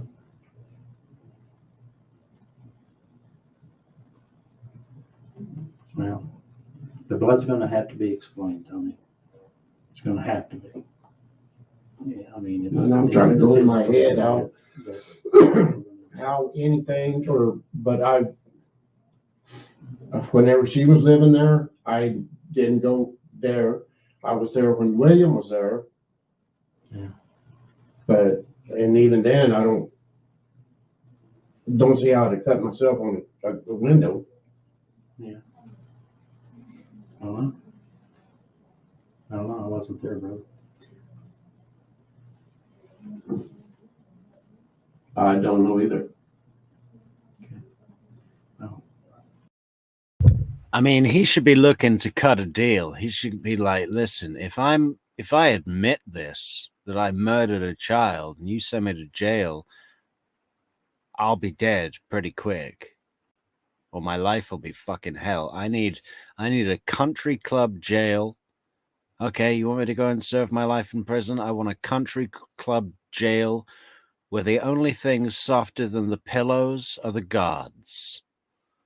Okay? I want 24-hour protection. I want a ping pong table in my cell.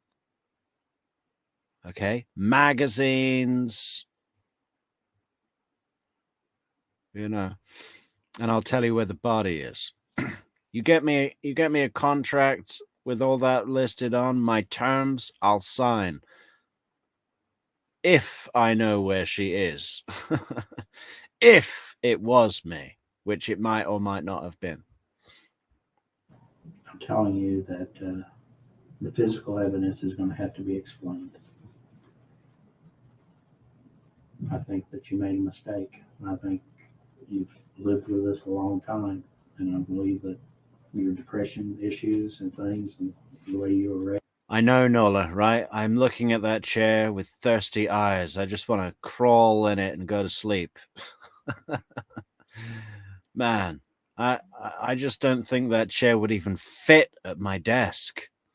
My chair I have right now, I found it in the street. And it's tiny. Abuse as a child.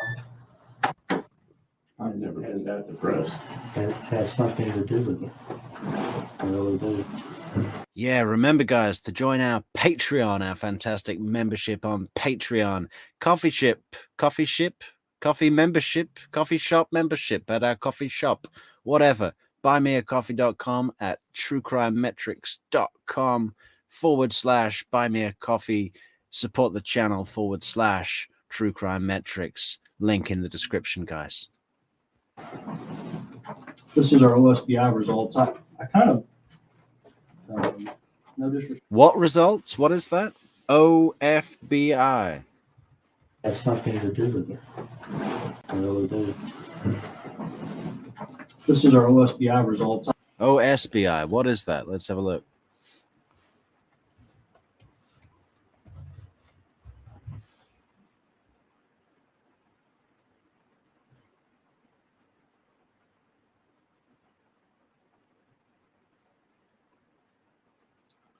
Oklahoma State Bureau of Investigation. Okay. I kind of, no disrespect, I get the impression maybe you don't believe me when I told you. So I want to just bring you the copy directly from OSBI, and we piled. Hey, C. Malone, what's golf once a week? This guy's a fisherman. Plotted it here for you. Okay. You think they're going to let this guy on a golf course? That'll be funny.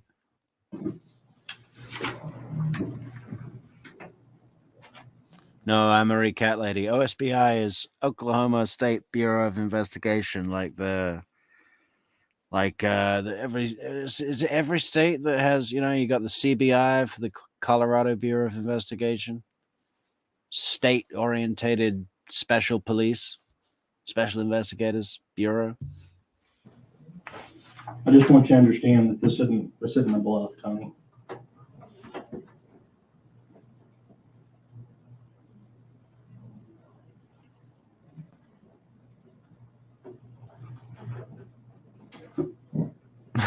Yeah, but they could have just printed out that piece of paper. It just says 3 words: DNA evidence conclusive. I mean, that's just a bit of paper. I want a scientist in here right now to show me the test tubes with my DNA in it and do the confirmation in front of me.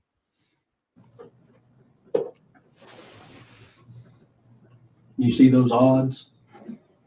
Those odds, I can just tell you from my years of experience, I've never seen at that level, which means this is your DNA. Okay, this is your blood, Tony. I don't know. Here is, that's Kirsten's panties that her mom identified that she had on that night. And that's where your blood was found, as well as on her windowsill.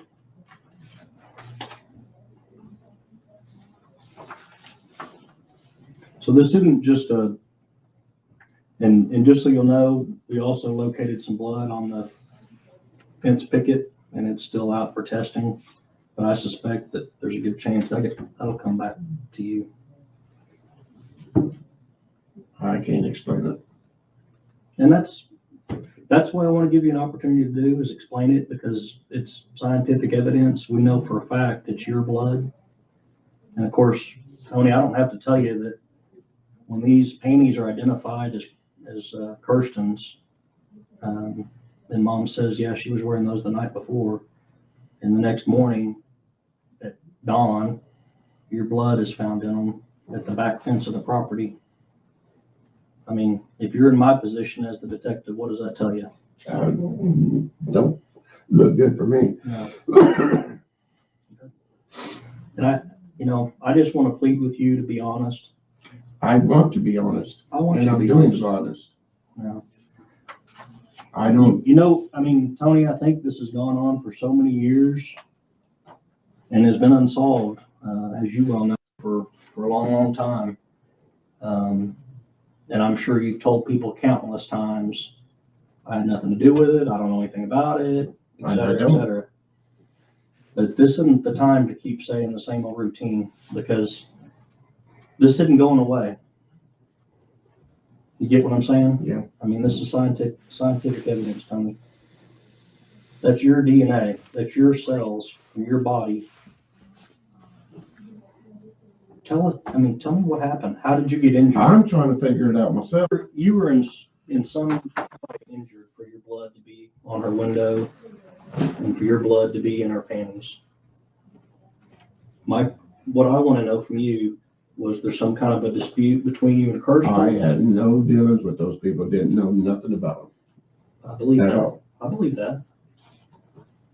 But I also believe that this is your DNA on her window sill and your DNA on her panties in the backyard. I don't doubt that you didn't know them, that doesn't take this away. This isn't going anywhere. And we've got to get to the truth of the matter. I mean, for you to sit here and say, I've never been in that backyard and I wasn't there, it's a lie, Tony. That's not the what I'm truth. saying, yeah. It's not the truth. And I got to believe, if I can speak frankly, you seem like a good guy. And I know if I'd made a mistake like that, and we all make mistakes, we're all sinners. You seem like a good guy, you know? If I can speak frankly and honestly with you, man, I just think you seem like a good guy that knows how to put up a fence, you know, can back a trailer up to your yard and load up your tools to your next landscaping job, get a big bucket of chicken to bring home and feed the neighborhood kids. You know, you're just a good guy. You're just your average good child molesting guy. Okay? But I got to believe this has been bugging you for your entire life since it happened. But, you know, they are trying to twist that needle, you know, just that this has been bugging you, let it go. You could let it go. And he probably would feel better, right? He probably would feel like, wow, that's out of me. If it doesn't, then you're a cold-blooded killer, Tony. Is that what you're telling me? I ain't never killed nobody. Okay. So you're telling me what happened that morning or that night hadn't been bothering you all these years? That's not me. Was that the alcohol, or were you experimenting with no, something else? I don't do drugs, and I don't know. I still trying to fathom in my mind what my blood. Yeah. I was nowhere around there, didn't know them people, didn't have no dealings with them people, didn't care about them people. Hey, which Adelson shirts? Anne-Marie Cat Lady. Our Adelson shirts. Yeah, aren't they fantastic? Everyone check out our merch shop, merch.truecrimemetrics.com. We got True Crime Metrics logo merch. We got Judge Everett merch. We got so much merch. I mean,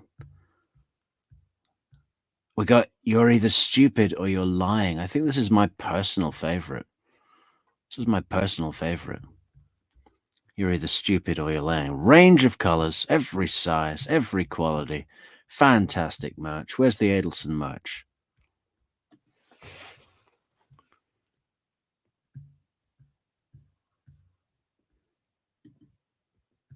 Adelson. Don't be an Adelson. Look, get your stickers. Don't be an Adelson merch. You got Wendy, Charlie, Harvey. Someone said that Bradley Cooper should play Charlie Adelson. And it just from the hair alone, I could totally see Bradley Cooper playing Charlie Adelson. And he'd probably do a damn good job. What did somebody say for Wendy? They said, who was it now? Oh, I forget the name of the actress because I'm not that familiar with her. But I looked it up, and it was like there was a picture of the actress, and it was like she was already in costume for Wendy. It was the perfect person to play Wendy in the movie. Let me see if I can remember it. Who was it? Oh, it was Jennifer Lawrence. Look at this. isn't that like, okay, she's got a bit of a different shaped head, but just the vibe and the color tones, the hair color tones is perfect for her.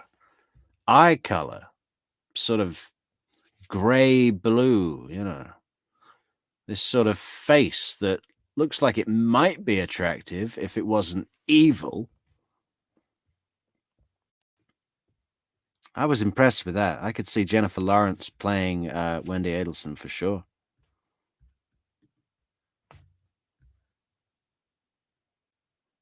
Cold, you know, cold but masquerading as warm. I like that. That is pretty good.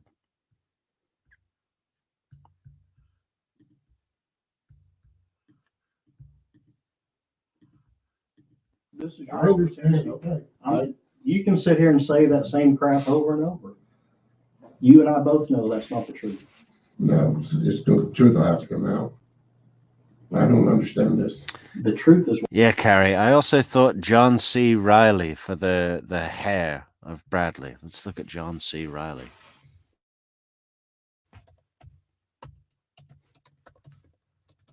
Did I say Bradley? I meant Charlie. Wow, is that what he looks like now? God.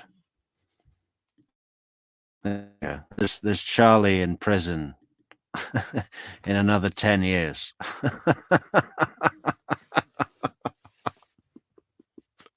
How's the appeal going, man? Hey, look, there's Rashbaum. Steve Coogan as Rashbaum. That'd be good.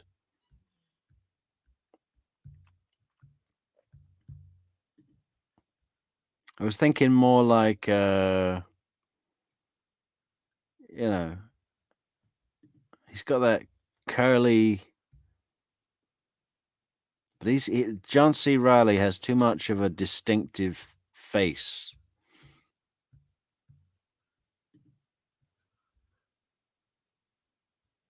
It could work.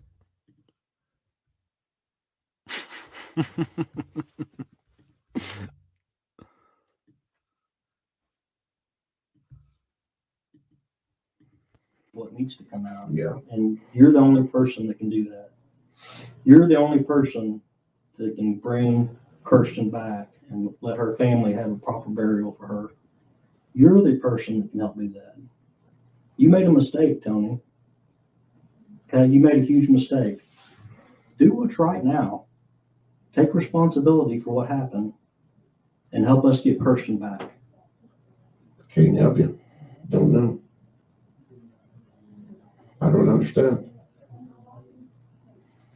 You said that's not me, and when somebody says that to me, what it says is That's not. I wasn't in my right mind. I was under the influence. Not in any influence. Like I said, if I had a beer, I might have had two. I went to bed. I always Okay, go. let's have a look at Carrie's pick here. Jeremy Allen White. You see, I don't know any of these guys, you know. Jeremy Allen White. Really? Okay. Let's have a look.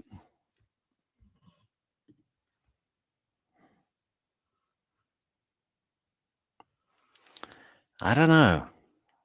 Am I getting Charlie Adelson? Maybe here.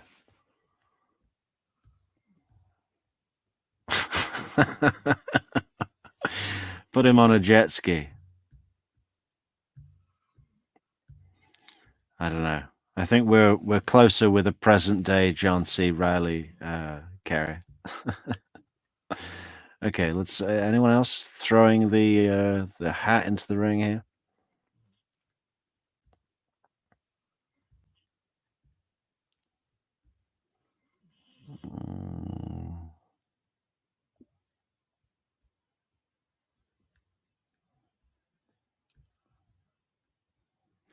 Steve Carroll for Rashbaum.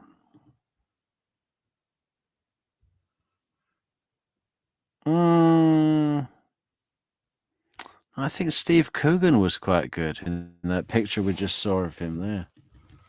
Steve Coogan.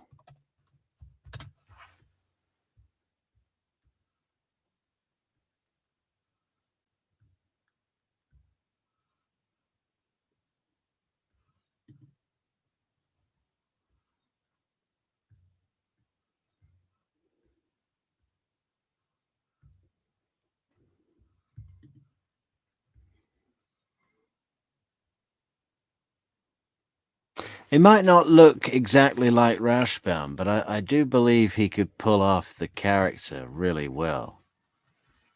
And he's worked with John C. Reilly. Look, there's Rashbaum and Charlie together.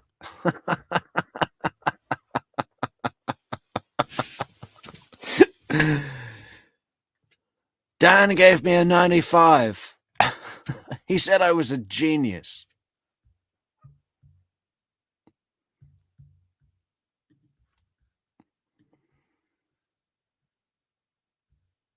Okay, I think we need something playing in the background. Am I an Alan fan? Metrix. Alan who? Woody Allen? Have I missed something? Alan. Who's Alan? Alan Sugar? Oh, Alan Partridge. Yeah, sure. Why not?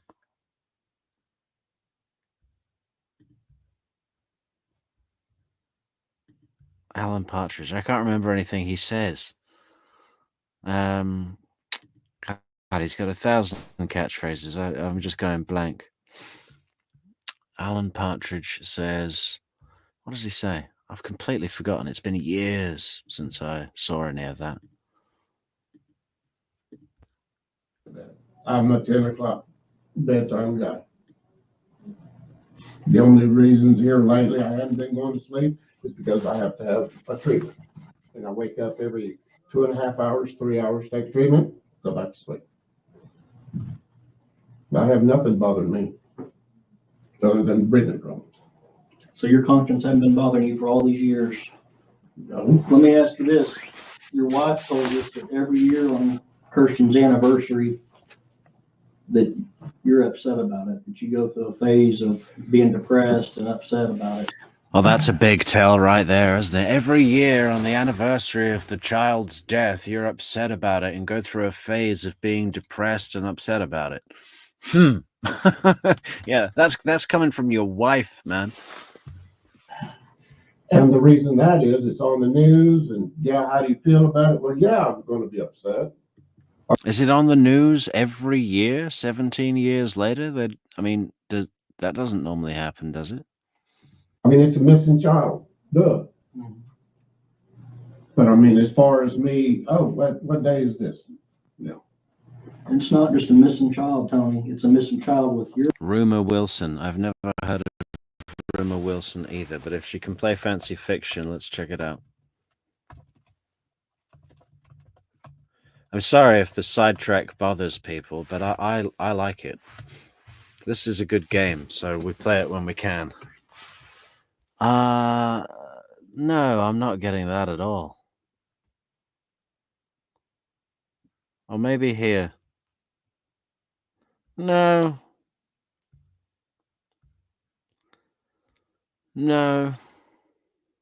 What is going on here?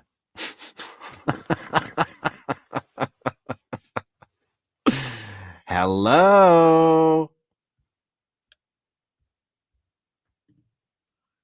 I don't know. This all I see is like the blonde hair. There's nothing else.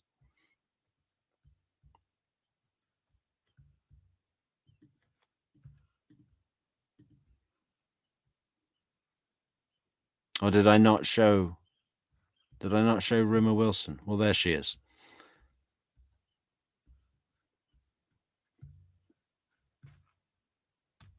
It's just that she's blonde. There's nothing else that reminds me of Fancy at all.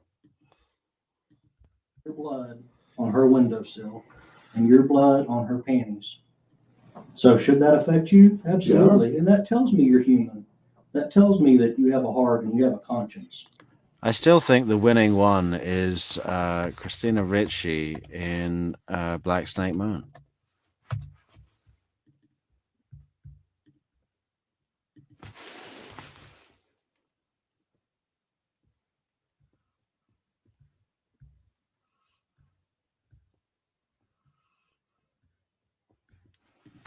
See?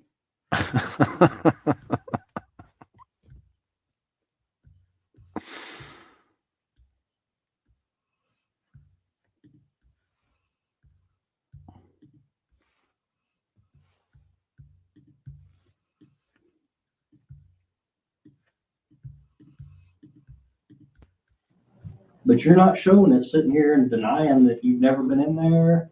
I don't know anything about it. That wasn't me. That's not the truth, Tony. This is the time I to get this off understand your that, chest. yes, but I don't get it. Oh, it's Willis, not Wilson. Sorry, Carrie. You need to think about that, because I'm just telling you, when all this gets presented to the judge and jury, I understand. do you think anybody's going to believe It's what not you're gonna look saying? good on me. No, nobody's going to believe you I do. because it's not the truth, Tony.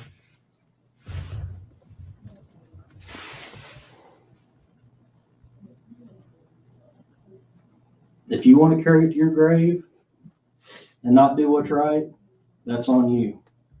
But you need to think about what you're doing, because right now, these I'm decisions thinking you're about making, how's my damn blood or me, because I was not there. And I know in that night I was in my same mind.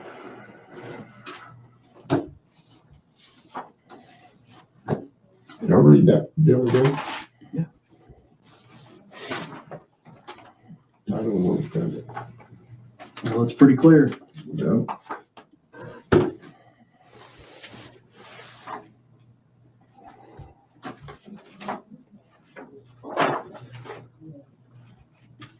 You know how big sextillion is? No such thing. Huh? No such thing. Yeah, it's too big. I mean, Angelica Pickles, of course. How did I ever forget that? I've been trying to work out who Fancy Fiction reminds me of. And it's Angelica Pickles from the Rugrats. Exactly. Or what was that other cartoon? Recess.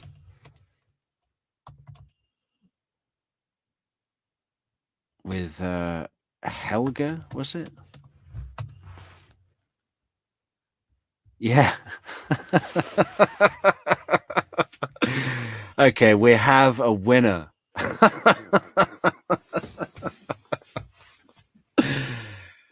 It's like looking into a fancy mirror.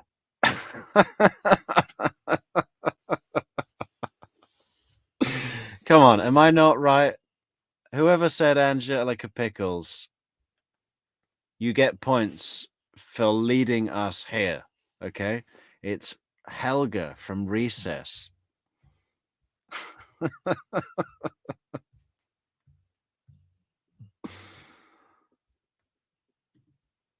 Oh, the manga version's even better.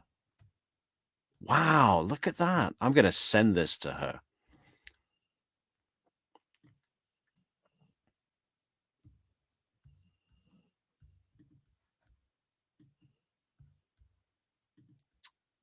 Do you think she's going to kill me and tear me down if I send this to Fancy Fiction? She's probably watching right now. Probably some of our viewers are reporting Metrix is talking about you and saying you look like the manga version of Helga from Recess. Well, fine. Okay? It's all public. We don't mean any serious harm.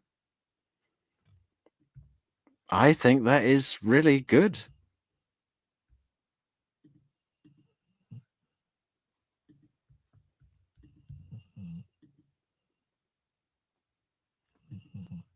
You can line people up from planet Earth all the way to the moon.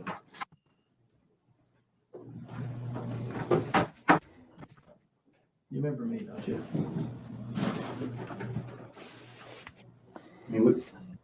I've been working on this case for 2 years. Here, look at me real quick. I've been working on this for 2 years.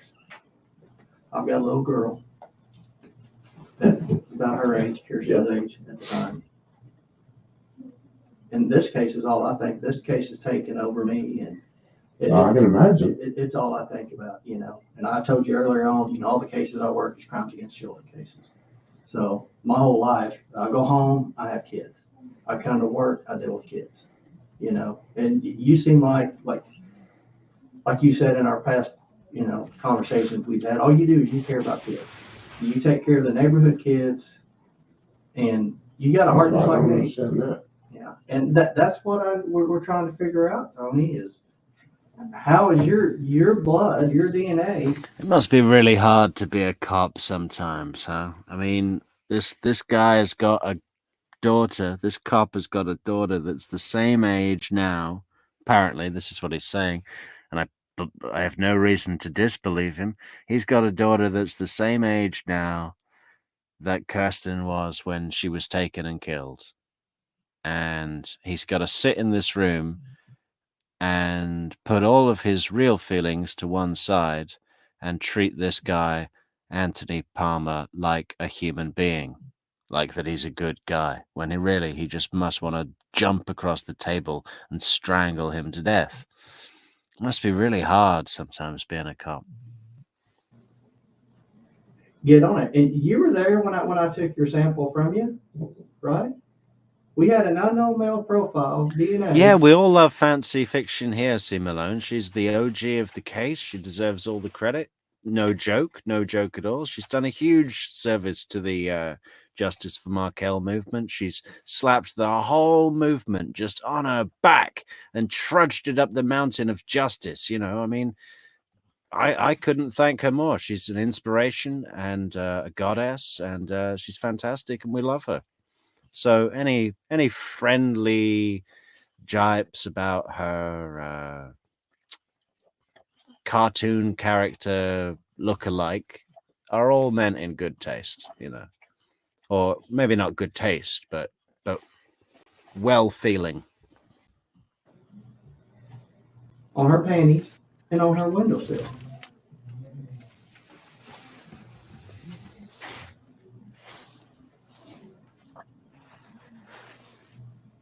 It don't make no sense to me. All I'm concerned about. Well, it don't make no sense to me. Yeah, try telling that to the judge in your murder trial. Well, it don't make no sense to me. My DNA? I don't see how it could be. Well, it is. We have science that says it's proof. Well, I don't know about that. Where's she at, Tony? I'm sure. Where's she at? Help me find her. I mean, we got pictures of windowsills and the windowsill that day. You know, we go right down the line with all these pictures. You know, you say, oh, I mean, everything. Of course, today it's a totally different ballgame. There'd be 500 pictures of a windowsill, and it's all there. I mean, Did you figure out the print? yeah, those are kids' prints there.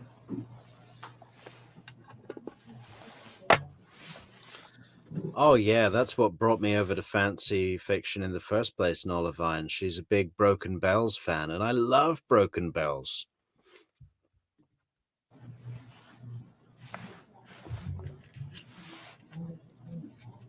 I was not there the day before, that day, next day. I know. Have you talked with the FBI since the last time you and I spoke? No. Okay. What all have you done for the FBI? Have you taken a polygraph? Have you been to their office? The only time I was talked to the FBI was when they were in my house. Okay. But you never taken a polygraph or anything like that. Didn't we ask you about a polygraph when I spoke with you last? I don't think we did. You know, with the Tracy deal. Okay. Oh, that's right. You did take a polygraph for that. Good.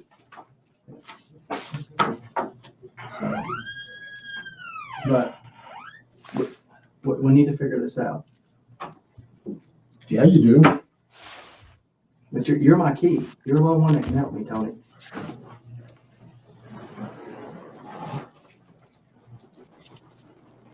I want you to help me. If I could, I would, because it's making me look real bad. Well, yeah. But I'm not gonna browbeat you. I'm not gonna be mean or anything, but I need the truth. I need the truth too. I need to find her. I need to find Kirsten. Help me find her.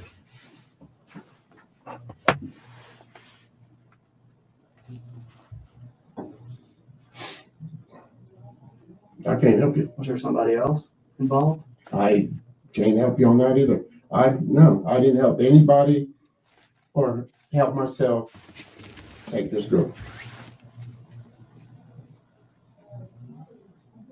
Oh, the big boss has come in now.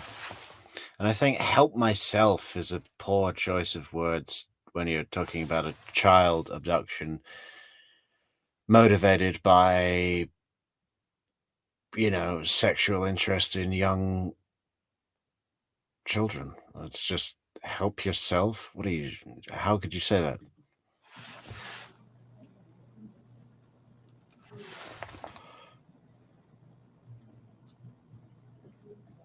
And how do you explain the ball? I don't.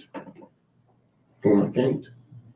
Let me see your arm. You have a scar on your arm. What happened there? I was picking up a toilet bowl and it cracked. I was picking up a toilet bowl and it cracked. I mean, that, I think, is the lasting legacy of his life. I mean, I totally believe him. He is exactly the kind of handyman that picks up a toilet bowl. He's walking down the hallway with a toilet bowl, and it cracks in his hand. I mean, that just sums him up as a person. 100 tires in his backyard, ruining the Bermuda grass.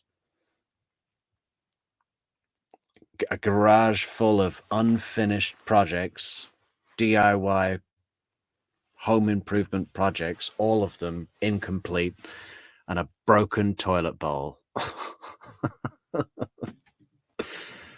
A dirty one, a broken, dirty toilet bowl. Last year. Hey, I don't mean to be rude. I'm Major David Huff. I'm pretty much these guys' boss. The guys been out there kind of talking to me about the interview. What do you say? Let's take a break for just a minute. Yeah, white flag fancy. Please don't get mad at me. It would really upset me if you got mad at me. I hope you find me charming and cheeky and not don't take anything I say the wrong way, because it's none of it's meant in the wrong way. Okay. It's all meant with love and respect, especially respect. And, I hope I'm cool and easy, and don't worry, because it's all just what happens, and love to you, Fancy. Upset at us. We really are trying to get to the truth, but I don't want you getting upset with us. Take a drink of water. We'll just relax for a minute, okay? We'll just take a deep breath. All right. I know. Outside smoke a cigarette? Yeah, come on up with us. You're gonna have to go. This is one of the most unusual things about the interrogation. They've ramped up the pressure. They did that whole introduction process of talking about their bladder control and putting up fences and the good old days when they used to beat the shit out of their classmates and blah, blah, blah, blah, blah. And then they went into the DNA evidence, ramping up the pressure, basically saying to him in big old letters written on the wall, "You're not walking out of this room." And they would never, all the techniques that the cops use, you don't remove the pressure once you've started to put it on. You go all the way. But they don't need any pressure to arrest him. They don't need a confession to convict him. they want a confession so they can find out where the body is. So they're like, okay, we need to give this guy a cigarette, and hopefully if he has a cigarette outside, he'll realize that he's fucked, and any resistance is completely futile, and the only thing he can do to save his soul even a little bit is tell them where the fucking body is. That's what they're hoping for here. Yeah, with that though, okay? Okay, yeah, I understand. I want to make sure we don't have any juveniles out here. Hold on just a second. Yeah, hold on just a second.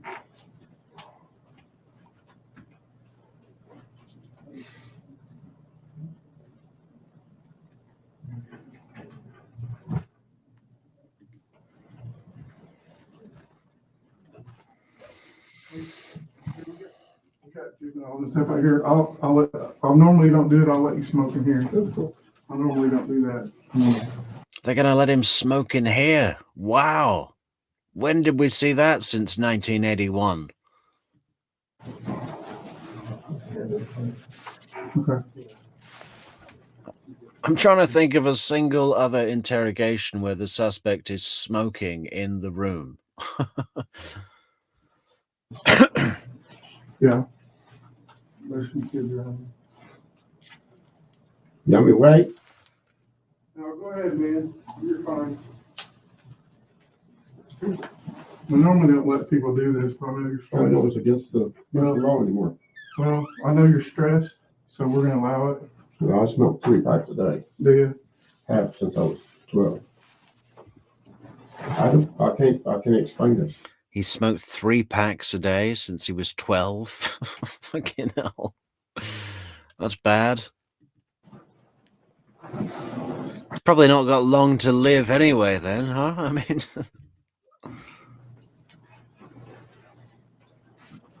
And the only thing that I'm thinking right now is, yeah, I'm being set up because we want to close this case. That's the only thing's coming in my head right now. Smoking in Kmart while you shopped. What are you, 60 years old, Kerry? Yeah. I remember smoking in shops. It was great. Seriously. Well, I understand what you're saying. I'm gonna be honest with you. When this first stuff, with the stuff first came out, the DNA, I want you to understand how it works, because not everybody does this, so it wouldn't be uncommon for you not to know. The normal person that doesn't do police work doesn't know. The DNA that we got off of these panties, See, Malone, your comments are hilarious. Yeah, they're going to have to scrub down these chairs to get the nicotine stains off them. They're good quality. We can't have them tainted. that was taken all the way back when it happened, okay? And it was put into a container where we could keep it indefinitely, all right? It's been there ever since. The FBI took it when they were helping us. It was there, okay? We had what was called an unknown DNA sample. We knew that it was human DNA. We can tell that. Ashtray. Oh, yeah, right. We knew that it was human DNA, okay? And we knew it was human DNA from a male. We can know that. What we don't know, when we got it back then, we didn't know the name attached to it. We didn't know whose DNA that was, okay?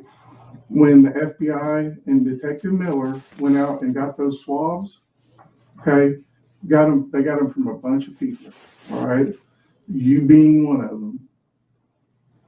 Then it was tested against a sample that was taken off the windowsill and off of the panties, which, by the way, I don't know if they told you this or not, but also has Kirsten's DNA on it. Because little kids, they do a little pee-pee in their pants and skid marks. So her DNA's on it, your DNA's on it, and it's also on the windowsill. That was all done way back when this all happened. It's just now that the DNA results have come back. And I don't know if they told you this, You seem like an intelligent man. So to help you comprehend when we're talking about when we say we know this to be a fact, the number sextillion. Does he sound like an intelligent man? Does he seem like an intelligent man? I mean, he's dropping a toilet bowl in the hallway. You know, I don't know. I'm not getting intelligent man from this guy with the hour or so that we've spent with him already. This is saying if you take a 1 and you put 21 zeros behind it, Yeah, it's yours.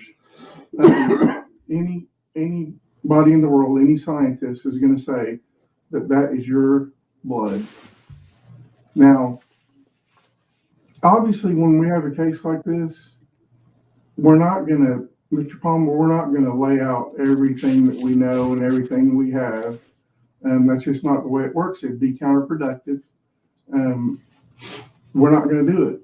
There's more than this, but we want to try to get you to digest one thing at a time. Now, having said that, do we know all the circumstances surrounding what happened that night? We don't. Only God, the person who did it, and Kirsten probably know that. But I'm going to tell you this. We do know that Kirsten was wearing those that night. We do know that your blood's on there and her DNA is on there. And that is just an absolute fact. Yeah, I understand that. And I tell you, just listening and talking to you, 17, 18 years now has passed.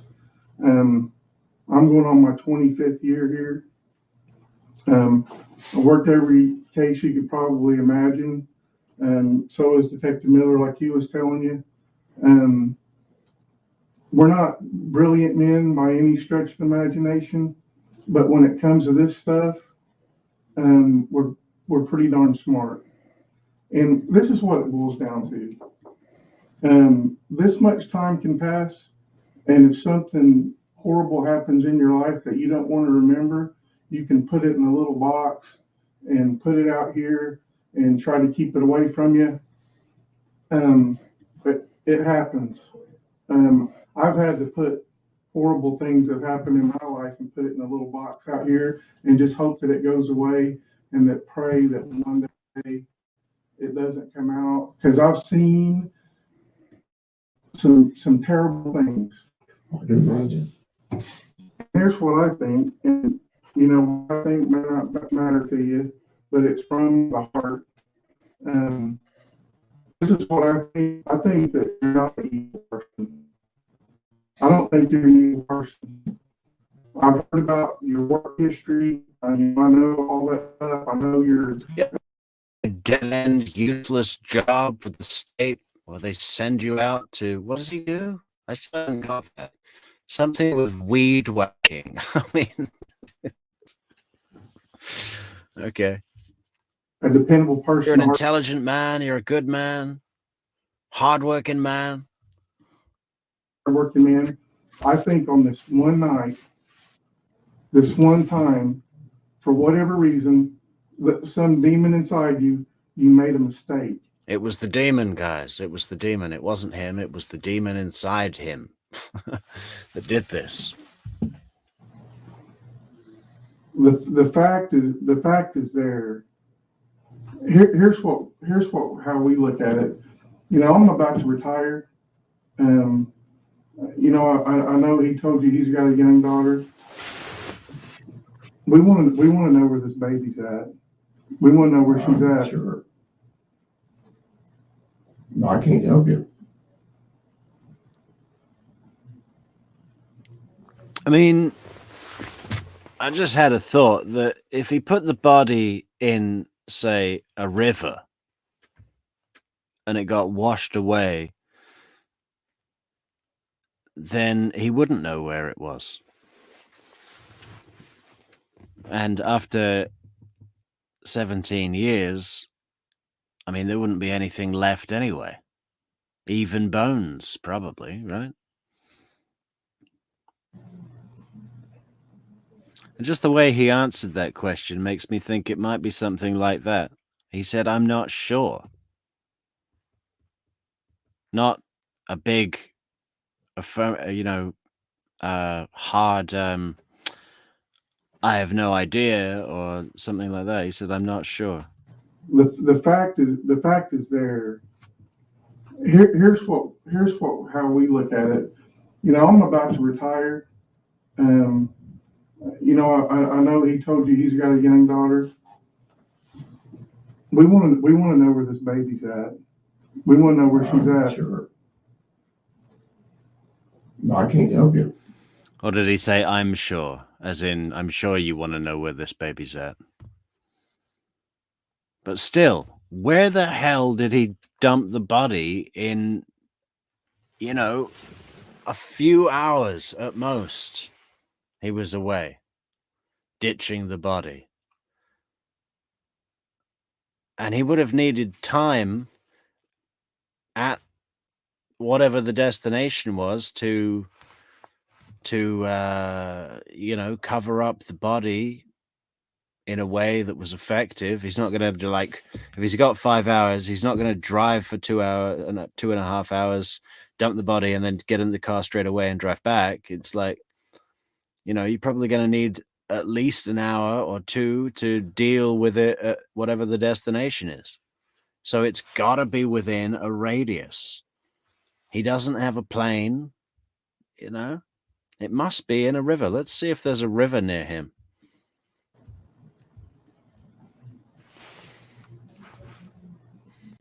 What is the name of the stupid town he's in? East something.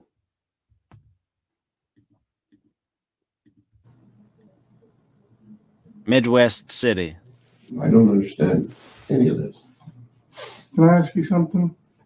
Sure. Why did you tell your wife that the FBI had given you a polygraph and you passed? She just told us that you said that. No, I told her that y'all had gave me a polygraph, but it was. Yeah, Crutchow Creek. That's where it is, probably. Crutchow Creek. What's this one? Soldier Creek. I bet it's in Soldier Creek. Can we go to Soldier Creek?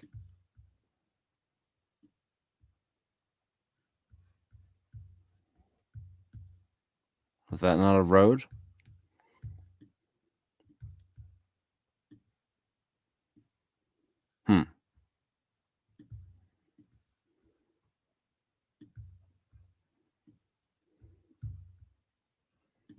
Wow, look at this place.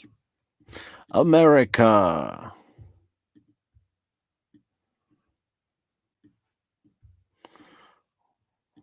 So this is the land of opportunity, huh? Bungalows as far as the eye can see. All in a straight line. Man. Yep. That looks like freedom.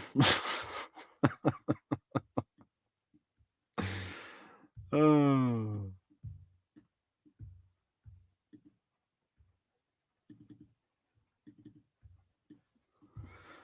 Oh, God. Look at it.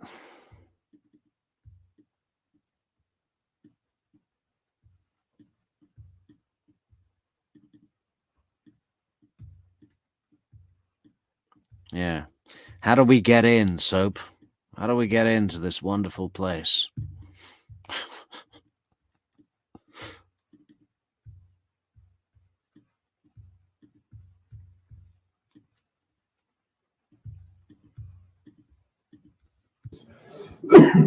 Or something altogether different for the Tristy deal.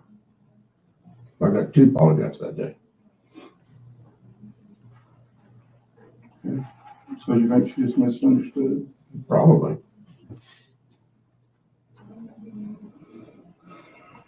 I told her the FBI was in my house. They shut my house down. Garage, shed. Yeah, Die Hard with a Vengeance, starring Samuel L. Jackson and Bruce Wilson. All that.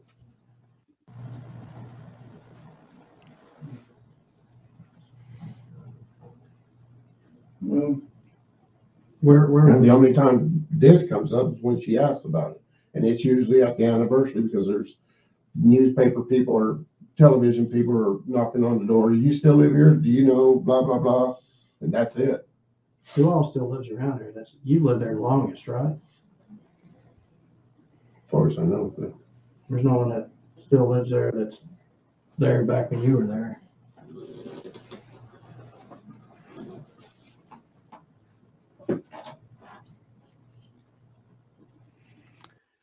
Nola, his DNA was on her panties, which were found at the scene, and also on her windowsill and a fence posts. There was DNA, but it had yet to be tested.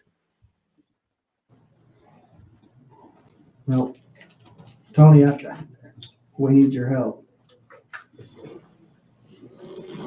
you have another one? I do. I smoke 3 packs a day. Unfortunately for me. And Yeah, this guy has been farting into the same sofa cushion for 17 years. if I could help you, I would help you. But I don't like sitting in this situation. I don't like This it. don't look good for me at all. And I've done research on, what happened when you was in Walters and stuff like that. And I've listened to part of the interview, here this morning. And is there a chance that maybe you blacked out and did it? That you went over there and did it? The Major's ringtone is AC/DC's Back in Black. He must feel so damn cool when he's off duty and gets a phone call. And is there a chance that maybe you blacked out and did it? That you went over there and did something? You said something about you don't think you sleepwalk. No. I'm just going through scenarios. Okay. I mean, And that was kind of being sarcastic. Scenarios. What is he, Charlie Adelson?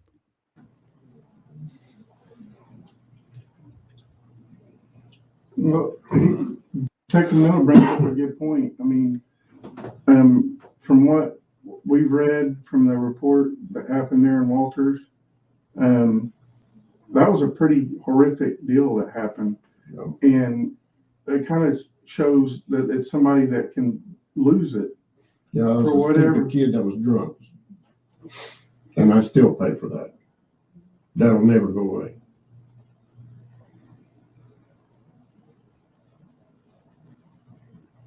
Well, you're going away for life, and you'll be strangled to death by your cellie in about a year from now. So, you get what you put in, Anthony. Well, what it comes down to is this, we've had a lot of people in this room and interviewed a lot of people about stuff similar to this, unfortunately. And there's 2 kinds of people we deal with. There's the people that when we present the evidence that we got and they know that they've been found out, they stand up and take some type of responsibility and move on, or they deny it. And to me, that's the folks that are really evil. And I just didn't get the feeling that was you. But I guess I could be wrong. It wouldn't be the first time. I can't explain it.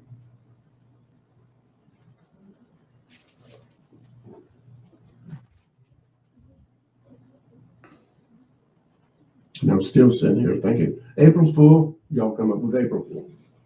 That's exactly what happens, man. The Oklahoma State Bureau of Investigation all get together and say, hey, it's April 1st coming up. What are we going to do?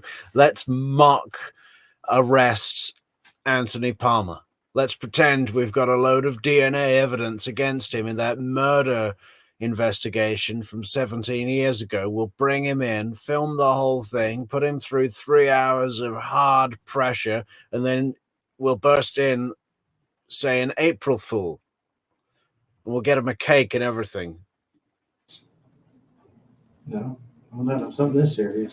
No, there's no April Fool. Where Yeah, the major's like, what? No, there's no April Fool. where do you think if someone was to, the person that did do this, where would they take her and dump her? That's the last ditch attempt. What do you think if someone did take her? Where do you think they would take the body? I mean, I don't know what he's hoping for there. Or if they would. Couldn't tell you. I mean, I watch all the cop shows and stuff like that, or what I do watch, and there's no telling. So you bring up cop shows, so I'm sure My wife likes cop shows. yeah, you've watched a lot of CFI and stuff like that. Yeah. So, you know, and most of the classes and all the research and stuff I've done with, you know, missing children, where they're easily located at, they're located, you know, where the suspect lives 2 doors down, 3 doors down, or in the same neighborhood, you know. So, I mean, you've hit the profile, you know, your past history shows that, you know, but That's another strike against me. no, but like I said, people change, Tony. People change. You talk about your home life, how you grew up. I grew up with a single mom that raised 9 kids by herself. And I'm about the only one out of my family that's graduated school that has a successful job. Oh, You know, people tell me you can't do that. You're a piece of crap. and I showed them that, no, Right. it's not about anything like that. I was not sexually molested or abused. I was hated, but I found good in this. You know, he taught me some shit, and that's helped me, you know, go through my life. I know some stuff. I know carpentry, I know mechanics, you know. I cuss him to this day because he hated me. But Jack of all trades. that didn't turn me into a monster because I was hated. Yeah, but I don't think you're a monster. I think just one time something happened and it went a little too far and something had to, you know, and actually. It went a little too far. I mean, what does that mean?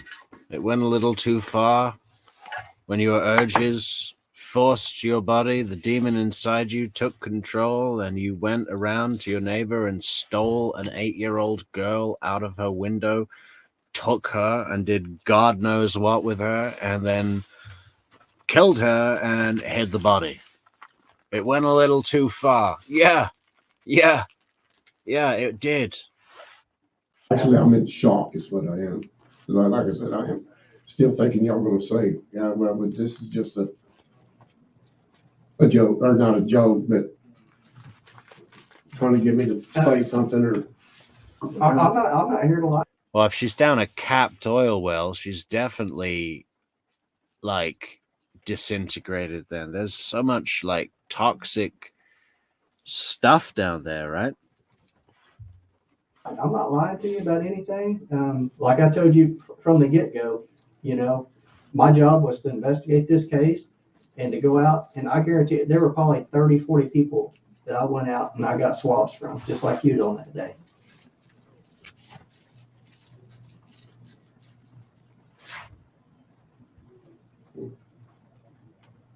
I'm in shock. I don't know what to say.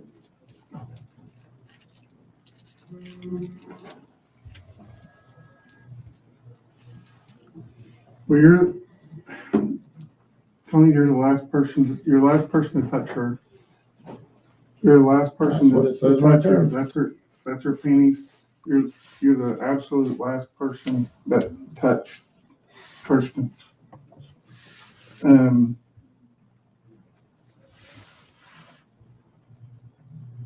That with other things that we have and that we know and that we've learned.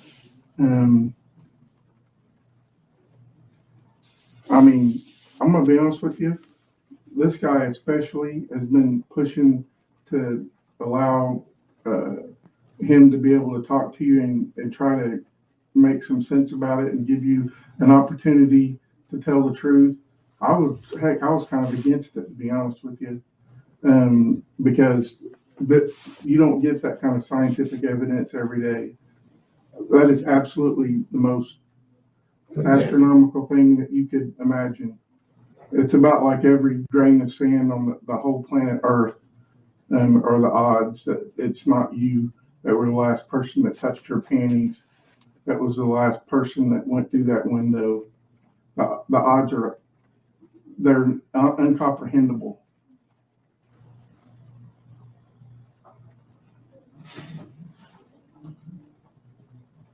So is that the way it's going to be, Tony? Is it going to be a deal where till the day you die you're going to proclaim my innocence? Yeah.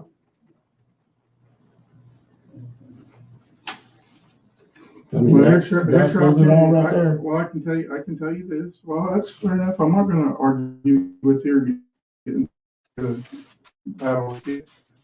I can tell you this. Everything that we were going to do here today and everything that you were going to tell us is going to go into a report. It could either be a report saying that he manned up and had some remorse, or it can be that it's that evil person that we were afraid of. And that's up to you. That ball is totally in your court. But it's going to read one way or another. And that's up to you. Because it goes from us to the district attorney and then to the court. So it can read how you want. But giving you this opportunity, that was this gentleman's idea. And I gave him that opportunity, and I'll be able to go home and sleep tight tonight knowing that I gave you that shot. And if you don't want to take that shot, then that's fine. I can't force you to, Tom. All we want is the truth, and all we want is to finally be able to let a mother bury her child. That's what we want, properly.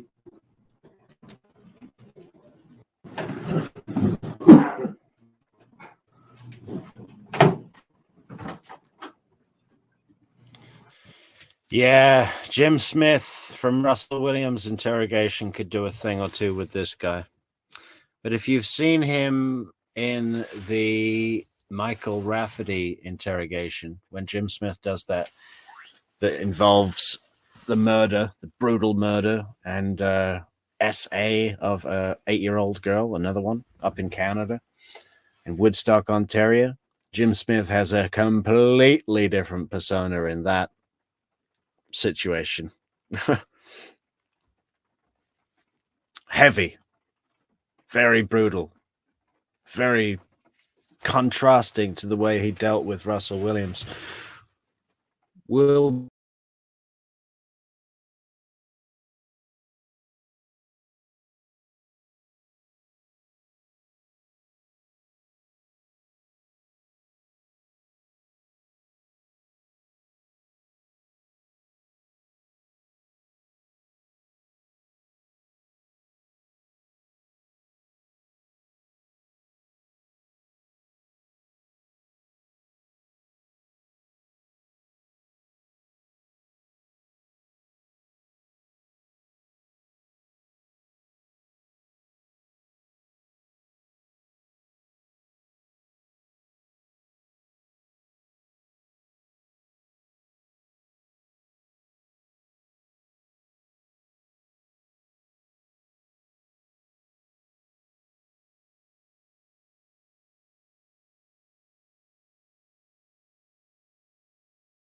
Hey, sorry guys, we just got cut off there for a second. The case ride-in shotgun is Michael Rafferty, Woodstock, Ontario. That's where Jim Can't Swim is a YouTube channel that has a good story. Jim Can't Swim, Michael Rafferty. You'll see Jim Smith in that with a very different role, and it gives you the full story as well. But it's brutal. Trigger warning.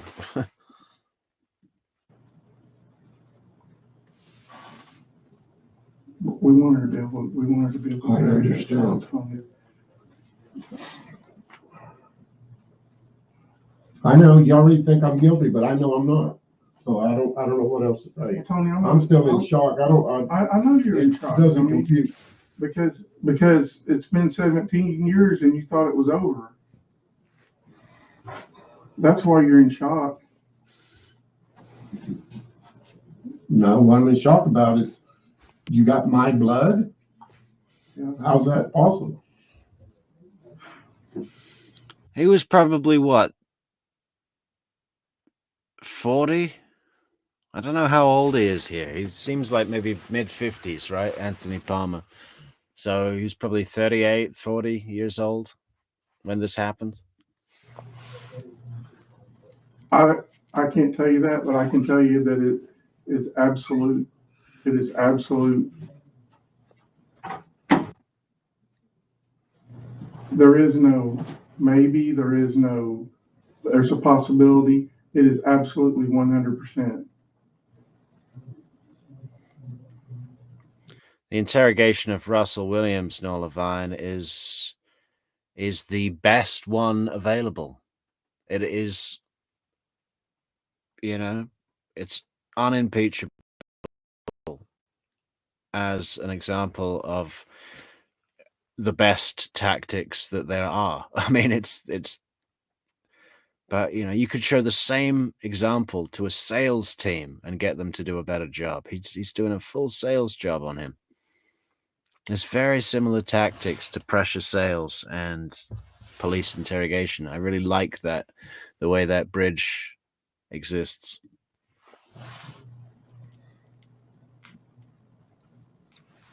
Hey, I think you could say that any detective, any decent detective like Jim Smith could also just walk straight into a sales floor and do that job, but it wouldn't work the other way around necessarily. Not every salesman could be a great detective, but every great detective could be a salesman.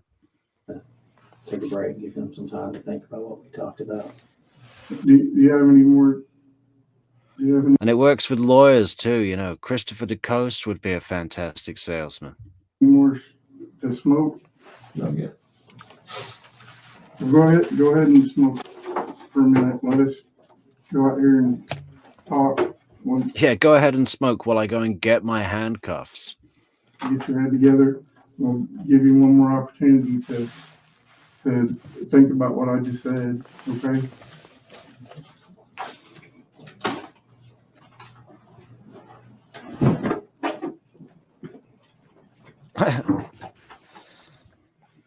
I'd love it if he came back in and said, "April Fool!"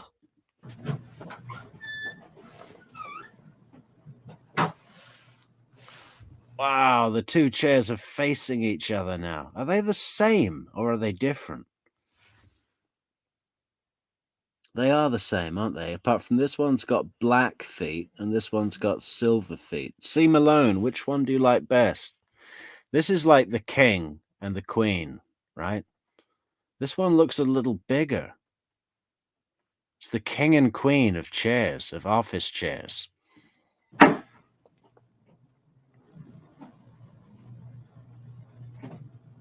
100% likes in the video, Caro. Good going, guys. Kind of an easy one, low-hanging fruit, low numbers. Because why? It's an old case and it's not the Adelson case. But that's okay. That's okay. We like it.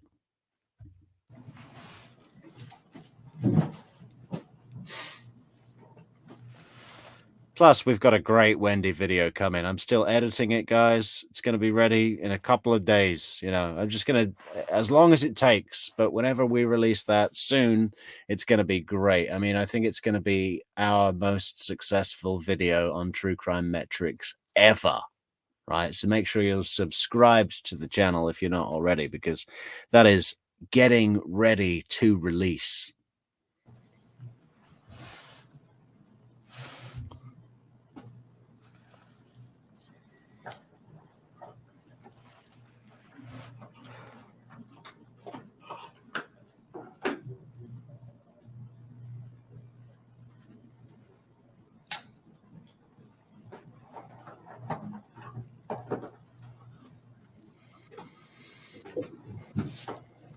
You know, the whole thing about getting arrested for murder and going into jail and going to trial and everything like that, and instantly you're not allowed to smoke when you're a heavy smoker?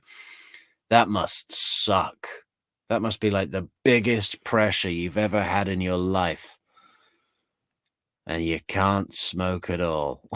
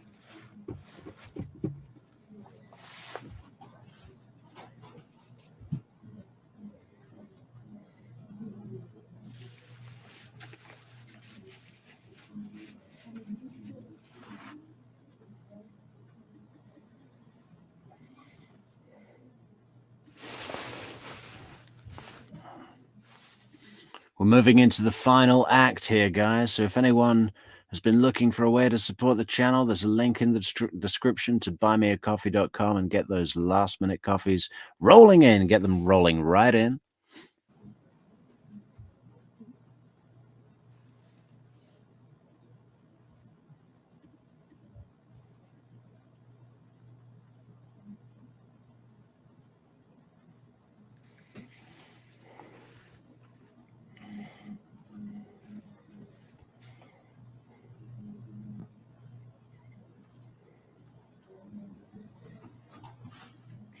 What's he thinking here? He's thinking, man,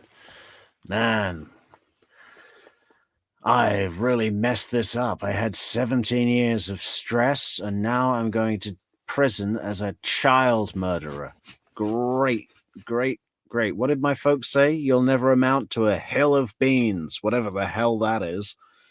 Well, I'll say they were probably right. And your fate is to be murdered in your own cell by your bunkie.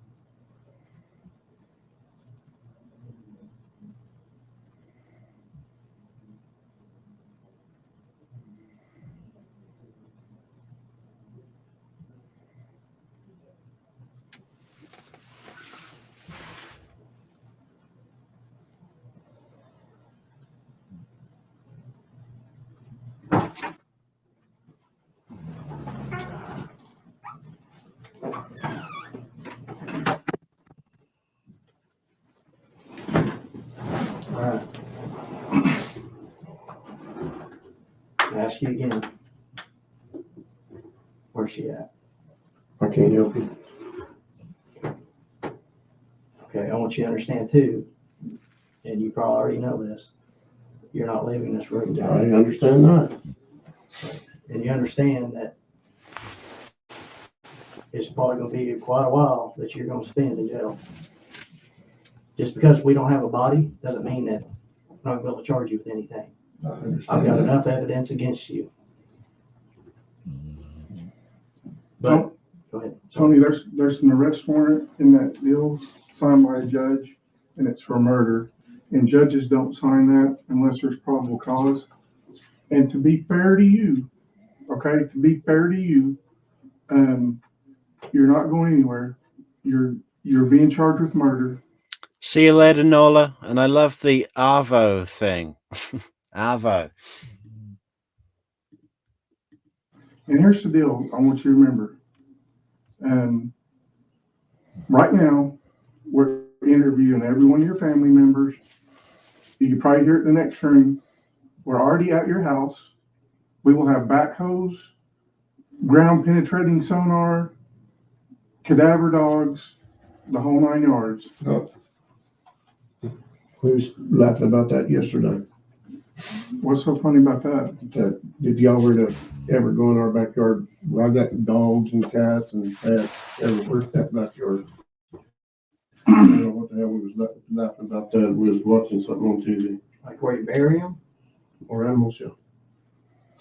Well, So we're not gonna find, and this is your opportunity, because, I mean, You ain't gonna find Kirsten Hatfield in my backyard. we're on your property anyway. No, Where do I find her? I don't know. Did you black out and you took her somewhere and dumped her?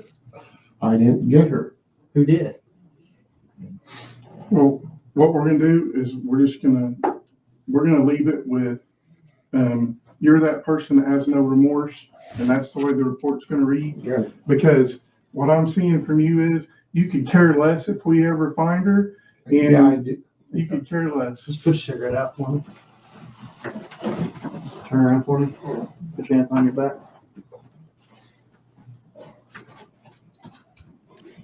He must just want to tear his arm off his body, this young cop over here. Agent Miller. Agent Miller's chomping at the bit. Relax. You're under arrest for murder, kidnapped Kirsten Hatfield.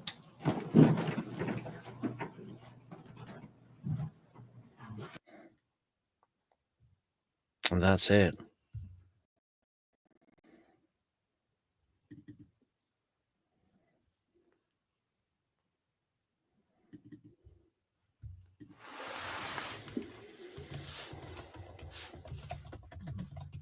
Miller. What am I talking about?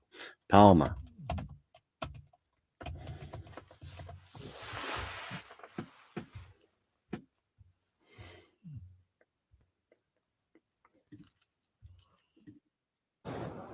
Following Jess, the victim's family spoke with Anthony Palma here in court today. They asked him where her body is, but he wouldn't tell them. Convicted child killer Anthony Palma. He looks even more like a child murderer molester than he did before. Given you, why can't you just Look at him.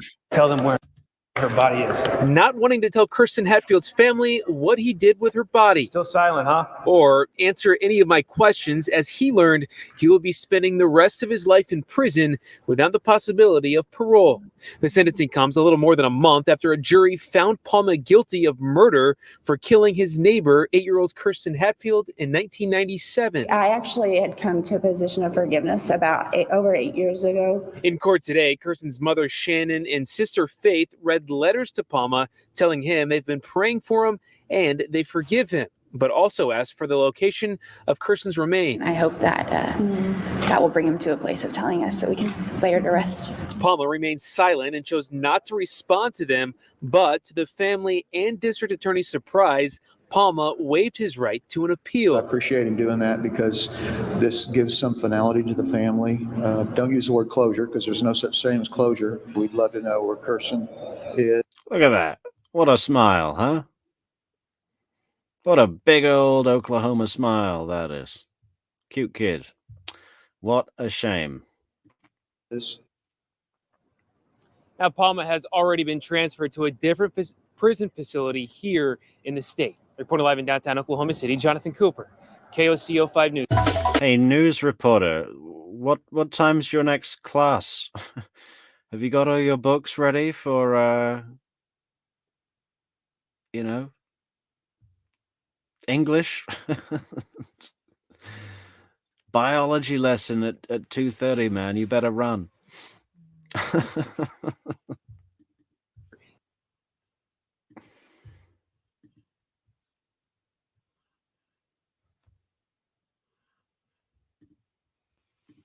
An unexpected turn in a case more than 2 decades in the spotlight. This is a 22-year-old case, one that I've certainly been involved in since the beginning. Midwest City Police Chief Brandon Clave says he was shocked to learn this man, Anthony Palma, serving a life without parole sentence for the murder of 8-year-old Kirsten Hatfield, was killed in prison, taking with him a piece of the puzzle that remains lost to authorities and Kirsten's family, including her mother. Where is Kirsten's body? I'm not celebrating his death.